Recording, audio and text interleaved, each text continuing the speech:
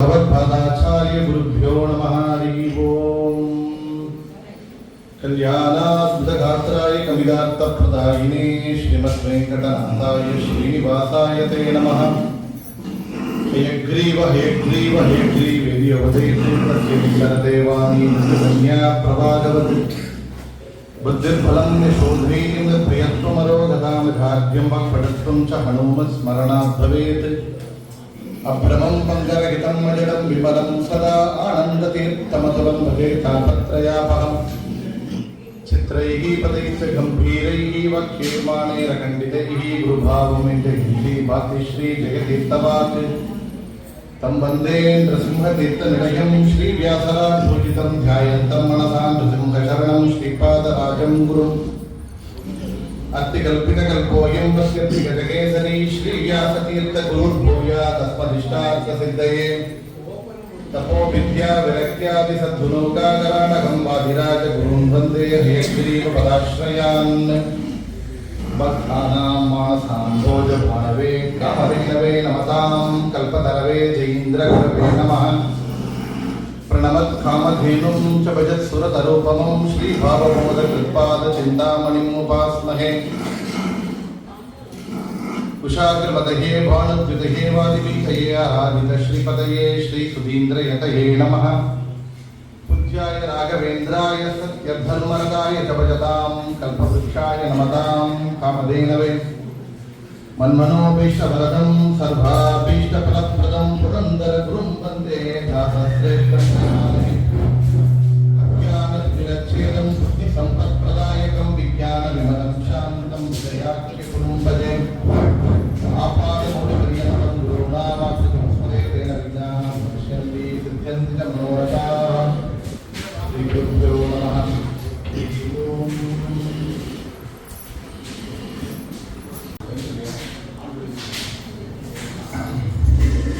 ಈ ಒಂದು ಪರ್ವಕಾಲ ಪುರಂದರದಾಸರ ಆರಾಧನೆ ನಮ್ಮ ಮಡಿಪಾಕ ಮಧ್ವಾಶ್ರಮದಲ್ಲಿ ನರಸಿಂಹದೇವರು ಮುಖ್ಯ ಪ್ರಾಣರ ಸನ್ನಿಧಾನ, ಗುರುಗಳ ಸನ್ನಿಧಾನ, ವಿಶೇಷವಾಗಿ ಭಗವಂತನ ಜನಾರ್ದನ ರೂಪಿ ಪರಮಾತ್ಮನ ಸನ್ನಿಧಾನ ವಿಶೇಷವಾಗಿ ಇದೆ. ಈ ಒಂದು ಸನ್ನಿಧಾನದಲ್ಲಿ ಇವತ್ತು ಆರಾಧನೆ ಅಂತ ಹೇಳಿದರೆ ಏನು ಪುರಂದರದಾಸರ ಆರಾಧನೆ ಪುಷ್ಯ ಮಾಸ ಅಮಾವಾಸ್ಯೆಯಲ್ಲಿ ಬರ್ತಾ ಇದೆಲ್ಲ. ಇವತ್ತು ಆರಾಧನೆ ಅಂತ ಹೇಳಿದರೆ ಗುರುಗಳ ಆರಾಧನೆ ಯಾವತ್ತು ದಿನಾಲು ಮಾಡಬೇಕು ಅಂತ ಅವರು ಸ್ಮರಣ ಮಾಡುವ ದಿವಸ ಆರಾಧನೆ ಆಗಿದೆ. ಅವರ ಗ್ರಂಥಗಳ ಶ್ರವಣ ಕೀರ್ತನ ಮಾಡುವಂತಹ ದಿವಸ ಆರಾಧನೆಯಾಗಿದೆ. ಅವರ ಆರಾಧನೆ ಅವರು ಪ್ರತ್ಯೇಕವಾಗಿ ಪುಷ್ಯಮಾಸ ಅಮಾವಾಸ್ಯೆ ದಿವಸ ಮಾಡಿದರೂ ಕೂಡ ನಿತ್ಯನ ಅವರು ನೆನಪಿಟ್ಟುಕೊಂಡಿರಬೇಕು. ಯಾತಕ್ಕೆ ಅಂದರೆ ಅವರು ನೆನಪಿಲ್ಲ, ಅವರ ಅಂತರ್ಯಾಮಿಯಾದ ಪುರಂದರ ವಿಠಲನ ನಡೆಯುವ ದಿನ ಅದು ಶುಭ ದಿನ ಅಂತ ಹೇಳಿದ್ದಾರೆ. ಇಂದಿನ ದಿನವೇ ಶುಭ ದಿನವು, ಇಂದಿನ ವಾರ ಶುಭವಾರ, ಇಂದಿನ ಯೋಗ ಶುಭ ಯೋಗ, ಇಂದಿನ ಕರಣ ಶುಭ ಕರಣ, ಇಂದಿನ ತಾರೆ ಶುಭ ತಾರೆ, ಇಂದಿನ ಯೋಗ ಶುಭ ಯೋಗ. ಇಂದು ಶ್ರೀ ಪುರಂದರ ವಿಠಲನ ಕೊಂಡಾಡುವ ದಿನವು. ಪುರಂದರ ವಿಠಲನ ಕೊಂಡಾಡುವ ದಿನ ಅದು ಶುಭ ದಿನ ಅಂತ ಹೇಳಿದರೆ, ಪುರಂದರ ದಾಸರನ್ನ ಕೊಂಡಾಡಿದರೆ ಅವರ ಅಂತರ್ಯಾಮಿಯಾದ ವಿಠಲನ ಕೊಂಡಾಡುವಂತೆ ಅಂತ ದಿವಸ ಇವತ್ತು ಶುಭ ದಿನವಾಗಿದೆ. ಅಂತ ಶುಭ ಪರ್ವ ಕಾಲದಲ್ಲಿ ದಾಸರು ಅಂತ ಕೇಳಿದರೆ ಅವರು ಸಂಗೀತ ಸಾಹಿತ್ಯಕ್ಕೆ ಪಿತಾಮಹರು, ಕರ್ನಾಟಕ ಸಂಗೀತ ಪಿತಾಮಹರು ಅಂದರೆ ನಮ್ಮ ಪುರಂದರದಾಸರು. ಎಷ್ಟು ವಿಶೇಷ ಅಂತ ಹೇಳಿದ್ರೆ ನಾವು ತ್ಯಾಗರಾಜ ಸ್ವಾಮಿಗಳು, ಮುತ್ತುಸ್ವಾಮಿ ದೀಕ್ಷಿತರ ಅವರನ್ನೆಲ್ಲ ಹೇಳ್ತೇವೆ ಸಂಗೀತ ಮುಖ್ಯಮೂರ್ತಿಗಳು ಅಂತ. ಅವರೆಲ್ಲ ಕೂಡ ಪಿತಾಮಹರಾಗಿದ್ದವರು ನಮ್ಮ ಪುರಂದರದಾಸರು. ತ್ಯಾಗರಾಜರ ತಾಯಿ ಅವರು ಹೇಳಿಕೊಳ್ತಾರೆ, ನನ್ನ ತಾಯಿ ನನ್ನ ಸಣ್ಣ ವಯಸ್ಸಿನಲ್ಲಿ ಪುರಂದರದಾಸರ ಕೃತಿಗಳನ್ನು ಹೇಳಿ ನನ್ನ ಬೆಳೆಸಿದ ಆ ಒಂದು ಕಾರಣದಿಂದ ನನಗೆ ಹಾಡುಗಳು ಬಂದಿವೆ ಅಂತ. ಅಂತಹ ತ್ಯಾಗರಾಜರಿಗೆ ಕೂಡ ಗುರುವಾಗಿದ್ದ ಅನುಗ್ರಹವನ್ನು ಮಾಡಿದವರು ಪುರಂದರದಾಸರು ಅಂತ ತಿಳಿಯಬೇಕು. ಮಾಯಾಬಾಳರ ಗೌರ ರಾಗದಲ್ಲಿ ಸಂಗೀತವನ್ನು ಹಾಕಿ ಮಕ್ಕಳಿಗೆ ಕೂಡ ಆ ಹಾಡನ್ನು ತಗೊಂಡಿರುವಂತ ಆ ಕ್ರಮವನ್ನು ಮಾಡಿಕೊಟ್ಟವರು ಪುರಂದರದಾಸರು. ಯಾತಕ್ಕೆ ಅಂತ ಕೇಳಿದರೆ ಅವರು ನಾರದಾಂಶ ಸಂಬೋಧರು ಅಂತ. ದೇವಲೋಕದಲ್ಲಿ ಭಗವಂತನ ಮುಂದೆ ಗಂಧರ್ವರುಗಳ ಹಾಡು ಹೇಳುವಂತ ಆ ಒಂದು ಸಮಯದಲ್ಲಿ ಗಾನ ಮಾಡುವಂತಹ ನಾರದರು ಬಂದು ಕಲಿಯುಗದಲ್ಲಿ ಬಂದು ಅವತಾರವನ್ನು ಮಾಡಿದ್ದಾರೆ ಅಂದರೆ ಅವರು ಸಂಗೀತ ಶಾಸ್ತ್ರದಲ್ಲಿ ಎಷ್ಟು ವಿಶೇಷವಾಗಿ ಇದ್ದಾರೆ, ಅವರ ಜ್ಞಾನ ಇದ್ದಿರಬೇಕು ಅಂತ ನಮಗೆ ಗೊತ್ತಾಗುತ್ತೆ. ಅವರು ಸಮಕಾಲದಲ್ಲಿ ಇದ್ದಂತಹ ವಿಜಯೇಂದ್ರ ತೀರ್ಥರು 64 ಕಲೆಗಳಲ್ಲಿ ಬಂದವರು ಅಂತ ಕೇಳ್ತೇವೆ. ಅವರು ಉತ್ತರ ಪ್ರಾಂತ್ಯದಲ್ಲಿ ಬಂದ ಧಾನ್ ಸೇನ್ ಅವರ ಶಿಷ್ಯರು ಬಂದು ಅವರು ವಿಜಯೇಂದ್ರರ ಜೊತೆಯಲ್ಲಿ ಬಂದು ಹಾಡು ಹೇಳಿ ಮಾಡಿದಾಗ, ದೀಪಗ್ರಾಮ ಹೇಳಿದಾಗ ಬೆಳಕು ತಾನಾಗಿ ದೀಪ ಹಿಡ್ಕೊಂಡಿದ್ದಂತೆ. ಅಮೃತ ವರ್ಷದ ಯಾವ ಹೇಳಿದಾಗ ಮರ ಬರ್ತಾ ಇತ್ತು. ಅಂತ ಸಾಮರ್ಥ್ಯ ವಿಜಯೇಂದ್ರ ತೀರ್ಥರಿಗಿತ್ತು ಅಂತ ಕೇಳ್ತೇವೆ. ಯಾರೆಲ್ಲ ಆ ಕಾಲದಲ್ಲಿ ಏನೊಂದು ಆ ಒಂದು ವೈಭವ ಇತ್ತು ಅಂದ್ರೆ ಗೋಪಾಲ ಕೃಷ್ಣನಿಗೆ ಅಲ್ಲಿ ವ್ಯಾಸರಾಜರ ಅಭಿಷೇಕ ಅಲ್ಲಿ ಆರಾಧನೆಗಳು ಮಾಡಬೇಕಾಗಿದ್ದರೆ ಈ ಕಡೆ 24 ಸನ್ಯಾಸ ಶಿಷ್ಯರು, ಆ ಕಡೆ ಪುರಂದರದಾಸರು ಕನಕದಾಸರು ತಾಣವನ್ನು ಹೇಳ್ತಾ ಇದ್ರಿಂದ ಆ ಶವ ಹೇಗಿರಬೇಕು ಅಂತ ಒಂದು ಸ್ವರ್ಣಯುಗ, ಅದು ವಜ್ರಯುಗವಾಗಿತ್ತು. ಅಂತ ವಜ್ರಯುಗದಲ್ಲಿ ಅವತಾರವನ್ನು ಮಾಡಿದವರು ನಾವು ಪುರಂದರದಾಸರು ಅಂತ ಕೇಳ್ತೇವೆ. ಏನೊಂದು ವಿಶೇಷ ಅಂತ ಕೇಳಿದರೆ ಅವರು ಏನೊಂದು ವ್ಯಾಸರಾಜರು ಅವರು ವ್ಯಾಸಯೋಗಿ ಚರಿತ್ರೆಯಲ್ಲಿ ಹೇಳ್ತಾರೆ. ವ್ಯಾಸರಾಜರು ಎಂತ ಅವರು ಅಂದ್ರೆ ವ್ಯಾಸರಾಜರು ಮುಂದೆ ಪಂಡಿತರು ಏನೋ ಒಂದು ಪಾಠ ಪ್ರವಚನಾದಿಗಳು ಮಾಡಿದರೆ, ಗ್ರಂಥಗಳನ್ನ ಬಿಡುಗಡೆ ಮಾಡಿದರೆ ವ್ಯಾಸರಾಜರ ಆಗ ಬೇಷ್ ತೆರಬೇಕೆಂಬುದಿಲ್ಲ, ಎಲ್ಲ ಚೆನ್ನಾಗಿ ತಲೆಯನ್ನು ಆಡಿಸಬೇಕು ಎಂಬುದಿಲ್ಲ. ವ್ಯಾಸರಾಜರು ಸುಮ್ಮಾಗಿ ಒರಳು ಮಾಡದೆ ಸುಮ್ಮನೆ ಕುಳಿತುಕೊಂಡಿದ್ದರೂ ಕೂಡ ಸ್ವರ್ಣದ ಮೇಲ್ಪರ್ವದ ಕೊಟ್ಟ ಆನಂದ ಆಗ್ತಾ ಇತ್ತು ಅವರಿಗೆ, ಪಂಡಿತರಿಗೆ.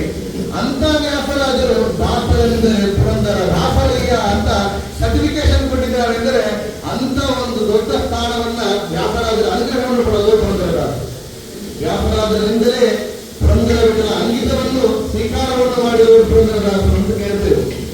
ಇನ್ನು ಅವರು ಕೇಳಬೇಕು ಅಂದರೆ ಅವರು ನಾವು ಕೇಳ್ತೇವೆ ಲಾಲಿ ಹಾಡುಗಳು, ಸುವಾಲಿ ಹಾಡುಗಳು, ಸುಗಿ ಹಾಡುಗಳು, ಶೋಭಾನ ಹಾಡುಗಳು, ಗೀತ, ಏನೋ ಒಂದು ನಾವು ಹಾಡುಗಳು ಬೇಕು, ಸುಡಾದಿಗಳು, ಉದಾಭೋಗಗಳು ಎಲ್ಲ ಸುರುಗಳ ಕೊಟ್ಟಿದ್ದಾರೆ. 4,75,000 ಕಥೆಗಳು. ಅವರು ಎಷ್ಟು ಕೊಟ್ಟಿದ್ದಾರೆ ಅಂತ ಈ ವಿಷಯವನ್ನ ಅವರೇ ಹೇಳಿಕೊಂಡಿದ್ದಾರೆ. ಅವರ ಹಿಂದೆ ಬಂದ ಶಿಷ್ಯರುಗಳೆಲ್ಲ ತೋರಿಸಿಕೊಟ್ಟಿದ್ದಾರೆ. 5 ಲಕ್ಷ ಕೃತಿಗಳನ್ನು ಮಾಡಬೇಕು ಅಂತ ಸಂಕಲ್ಪ ಮಾಡಿ ಅವತಾರವನ್ನು ಮಾಡಬೇಕು. 5 ಲಕ್ಷ ಕೃತಿಗಳು ಮಾಡಬೇಕು. 4,75,000 4,75,000 ಮಾಡಿದರು. ಮತ್ತು ಅವರಿಗೆ ಗೊತ್ತಾಗಿತ್ತು ಭಗವಂತನ ಸಂಕಲ್ಪ ಇಷ್ಟೇ ಇದೆ ಅಂತ. ಮತ್ತು ಉಳಿದ ಭಾಗ ಶೇಷ ಭಾಗವನ್ನು ಯಾರು ಮಾಡಬೇಕು ಅಂದ್ರೆ ನನ್ನ ಮಗನಾದ ಮಧ್ವಪತಿ ಮಾಡುತ್ತಾ ಇದೆ ಸಾಲವನ್ನು ಇಟ್ಟಿದ್ರು. ಏನ್ ನೋಡಿ, ಈ ಕಾಲ ಸ್ವತ್ತುಗಳಿಂದ ಸಂತೋಷ ಆಗುತ್ತೆ. ಮಗನಿಗೆ ಸಾಲ ಇಟ್ಟು ಹೋದ್ರೆ ಬಿಟ್ಟು ಹೋಗಿದ್ದಾರೆ. ಆದರೆ ಅದೇ ಮಧ್ವಪತಿ ತಾನು ಎಷ್ಟು ಮಾಡಿದ್ರು ಅದನ್ನು ಮಾತ್ರ ಇಲ್ಲದೆ ಮತ್ತು ಅವರೇ ವಿಜಯದಾಸರಾಗಿ ಅವತಾರವನ್ನು ಮಾಡಿ ಪುರಂದರದಾಸರಿಗೆ ಮಾಡಿಕೊಟ್ಟ ಸಂಕಲ್ಪವನ್ನು 25,000 ಕೃತಿಗಳನ್ನು ಮಾಡಿ ಮೇಲೆ ಅವರ ಅವತಾರಕ್ಕೆ ಮತ್ತು ಕೃತಿಗಳನ್ನು ಮಾಡಿದ್ದಾರೆ. ಅಂದರೆ ಆ ವಿಜಯದಾಸರಿಗೆ ಪುರಂದರದಾಸರು ಮಾಡಿದ ಅನುಗ್ರಹ. ಗುರು ಪುರಂದರದಾಸರೇ ನಿಮ್ಮ ಚರಣ ಸರಸಿಜ ನಂಬಿದೆ. ಅವರೇ ಹೇಳ್ತಾರೆ, ನಾರದರೇ ಒಂದು ಅವತಾರವಾಗಿ ಅವತಾರವನ್ನು ಮಾಡಿದ್ದಾರೆ ಅಂತ ಚೆನ್ನಾಗಿ ವಿಜಯದಾಸರಗಳಿಗೆ ತೋರಿಸಿಕೊಡಿದ್ದಾರೆ. ನಮಗೆ ಗುರುವಾಗಿದ್ದ ಅನುಗ್ರಹವನ್ನು ಮಾಡಿದವರು. ನನಗೆ ಸ್ವಪ್ನದಲ್ಲಿ ಭಗವಂತನೇ ವೇದವ್ಯಾಸರೇ ಪುರಂದರದಾಸ ರೂಪದಲ್ಲಿ ಬಂದು ತಮ್ಮನ್ನ ವ್ಯಾಸ ಗುಹೆಗೆ ಕರಕಂಡೋಗಿ ತಮ್ಮ ನಾಲಿಗೆಯಲ್ಲಿ ಪುರಂದರ ವಿಠಲ ವಿಜಯ ವಿಠಲ ಅಂತ ಬರೆದಿಟ್ಟಿದ್ದಾರಲ್ಲ, ಅವರು ನಮ್ಮ ಗುರುಗಳು. ಪುರಂದರದಾಸರನ್ನ ಕೊಂಡಾಡುತ್ತಾರೆ ವಿಜಯದಾಸರು ಅಂತ ನಾವು ತಿಳಿಯುತ್ತೇವೆ. ಪುರಂದರದಾಸರು ಚರಿತ್ರೆ ಎಲ್ಲರಿಗೂ ಗೊತ್ತಿದೆ. ನಾವು ಚರಿತ್ರೆ ತುಂಬಾ ಹೇಳಲು ಹೊರಟಿಲ್ಲ. ಅವರ ಕೃತಿಗಳ ಬಗ್ಗೆ ನಾವು ಆಲೋಚನೆ ಮಾಡೋಣ. ಎಲ್ಲ ಬಂದವರೆಲ್ಲ ತುಂಬಾ ಓದಿದವರು. ಮತ್ತು ಪುರಂದರದಾಸರ ಕೃತಿಗಳ ಮತ್ತು ಚೆನ್ನಾಗಿ ಹೇಳ್ತೀವಿ. ನೀವೆಲ್ಲ ಅರ್ಥ ಅನುಸಂಧಾನ ಪೂರ್ವಕ ಮಾಡ್ತಾ ಇದ್ದೀರಿ. ಅವರ ಕೃತಿಗಳ ಬಗ್ಗೆ ಮುಖ್ಯವಾಗಿ ನೋಡಬೇಕು ಅಂತ ನಮಗೆ ಆಸೆ. ಇರುವಂತಹ ಸಮಯದಲ್ಲಿ ಅವ್ರ ಕಾಲ 1485ರಿಂದ 1485, ಅದರಿಂದ 1565 ಅವರ ಕಾಲ. ಅವರು ಕುಲದೇವರು ತಿರುಪತಿ ತಿಮ್ಮಪ್ಪ. ಅದರಿಂದ ಅವರ ತಾಯಿ ತಂದೆಗಳು ನನಗೆ ಒಳ್ಳೆ ಮಗು ಆಗಬೇಕು ಅಂತ ತಿಮ್ಮಪ್ಪನನ್ನು ಹೋಗಿ ಸೇವೆಯನ್ನು ಮಾಡಿದಕ್ಕೆ ಅವರು ಅವತಾರ ಮಾಡಿದ್ದರೆ ಅವರಿಗೆ ಶ್ರೀನಪ್ಪ ನಾವೇ ಕೃತ ನಾಮಕರಣವನ್ನು ಮಾಡಿದ್ದೀವಿ. ಅದರಿಂದಲೇ ಅವರು ಎಷ್ಟೋ ಕೃತಿಗಳನ್ನು ತಿರುಪತಿ ತಿಮ್ಮಪ್ಪನ ಮೇಲೆ ಶ್ರೀನಿವಾಸ ನೀವೇ ಪಾಲಿಸೋ, ಶ್ರೀನಿವಾಸ ನೀವೇ ಪಾಲಿಸೋ ಎಷ್ಟು ಚೆನ್ನಾಗಿರ್ತಾರೆ ನೋಡಿ. ಅವರು ಅನುದಿನ ಅನೇಕ ರೋಗಗಳ ಅನುಭವಿಸಿ ತಿನ್ನೋ ಘನಮಹಿ ಮಾಲಿ ಕೆಳೆಯ ತನು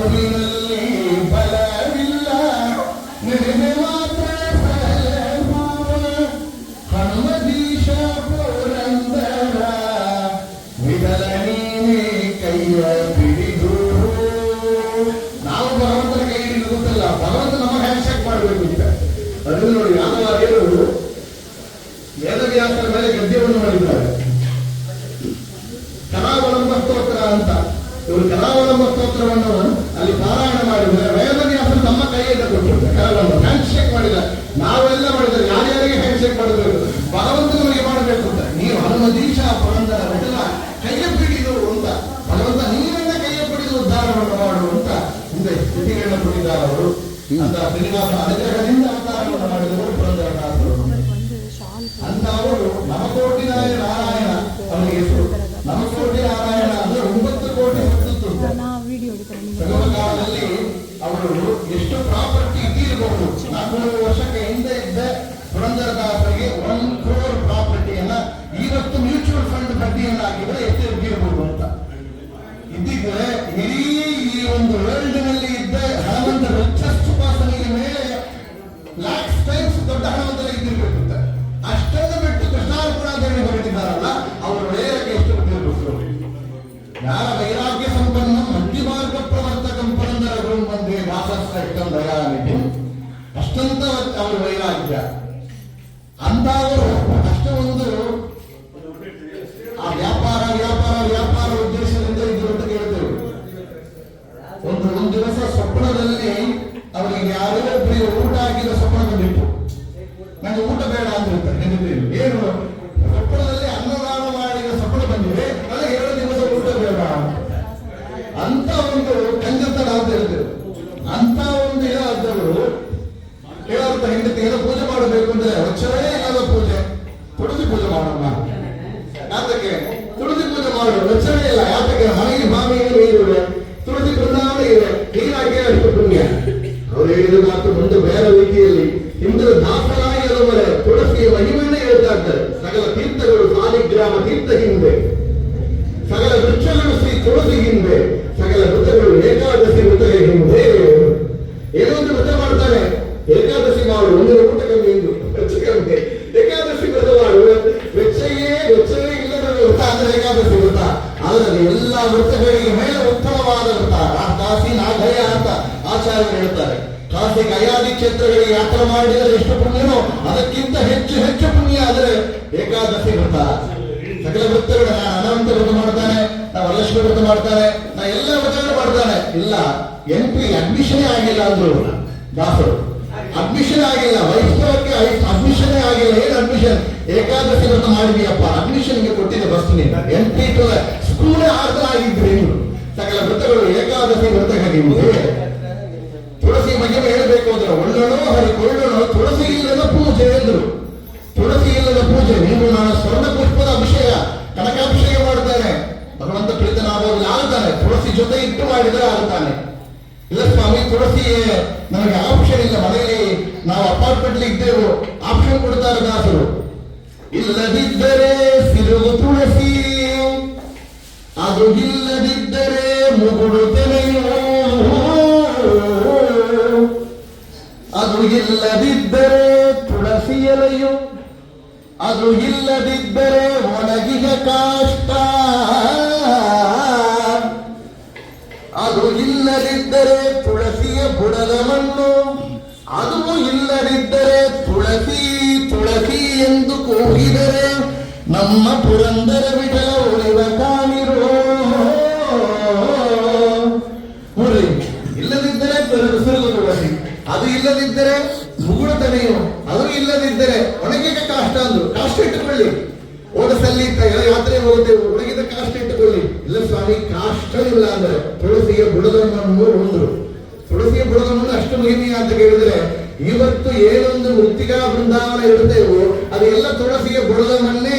ಆ ತುಳಸಿಯ ಬುಡದವನ್ನು ಮಣ್ಣನ್ನು ತೆಗೆದು ಆ ಬೃಂದಾವನದಲ್ಲಿ ಇಟ್ಟು ಮೃತ್ತಿಕಾ ಸಂಗ್ರಹಣ ಎಂಬ ವೈಭವದಿಂದ ಹೋಮಗಳನ್ನ ಜಪಗಳನ್ನ ಮಾಡಿ ಅಲ್ಲಿ ಗುರುಗಳ ಆಹ್ವಾನ ಮಾಡಿದರೆ ಹೋಮಗಳಿಂದ ಮೃತ್ತಿಗೆಯನ್ನು ಕುಳಿತುಕೊಳ್ತಾರೆ. ಅವರು ಸಂಧಾನ ಬರ್ತಾ ಇವೆ. ಆ ತುಳಸಿಯ ಬುಡದ ಮಣ್ಣು ಇವತ್ತಿಲ್ಲಿ ಮೃತ್ತಿಕಾ ಬೃಂದಾವನವಾಗಿ ಇಷ್ಟು ಯತಿಗಳು ಮತ್ತು ಯತಿಗಳಿಂದ ಅವಕಾಶಗಳು ಇದ್ದಾರೆ ಅಂದ್ರೆ ಆ ತುಳಸಿಯ ಬುಡದ ಮಣ್ಣು ಎಷ್ಟು ಮಹಿಮೆ ಇದೆ. ಅದನ್ನಿಟ್ಟು ಸಮರ್ಪಣೆ ಮಾಡಿ. ಅದು ಇಲ್ಲದಿದ್ದರೆ ತುಳಸಿ ತುಳಸಿ ಅಂತ ಕೂಗಿ ಹಿಂದ್ರು ಪುರಂದರದಾಸರು. ಓಂ ನಮೋ ನಾರಾಯಣ ಎಂಬೋ ಸಾಲಿಗ್ರಾಮನ ತೊಳೆದು ಇಡಿ, ತುಳಸಿ ಉಣ್ಣಿ ಇದ್ದಾರೆ, ತೊಳೆದು ಇಡಿ. ತುಂಬಾ ಜನ ಒಳ್ಳೆಯ ಬುದ್ಧಿ ಇಡ್ತಾರೆ. ತಮ್ಮ ತಾತಂದ್ರು ಮುತ್ತಾತಂದ್ರು ಮಾಡಿದ ಪೂಜೆ ತೆರೆಯೋದೇ ಇಲ್ಲ, ನೀರಲ್ಲಿಯೇ ವಾಸ ಮಾಡಿದ ಮಾವ, ಅವನಿಗೆ ನೀರೇ ಮುಟ್ಟಿಸೋದಿಲ್ಲ.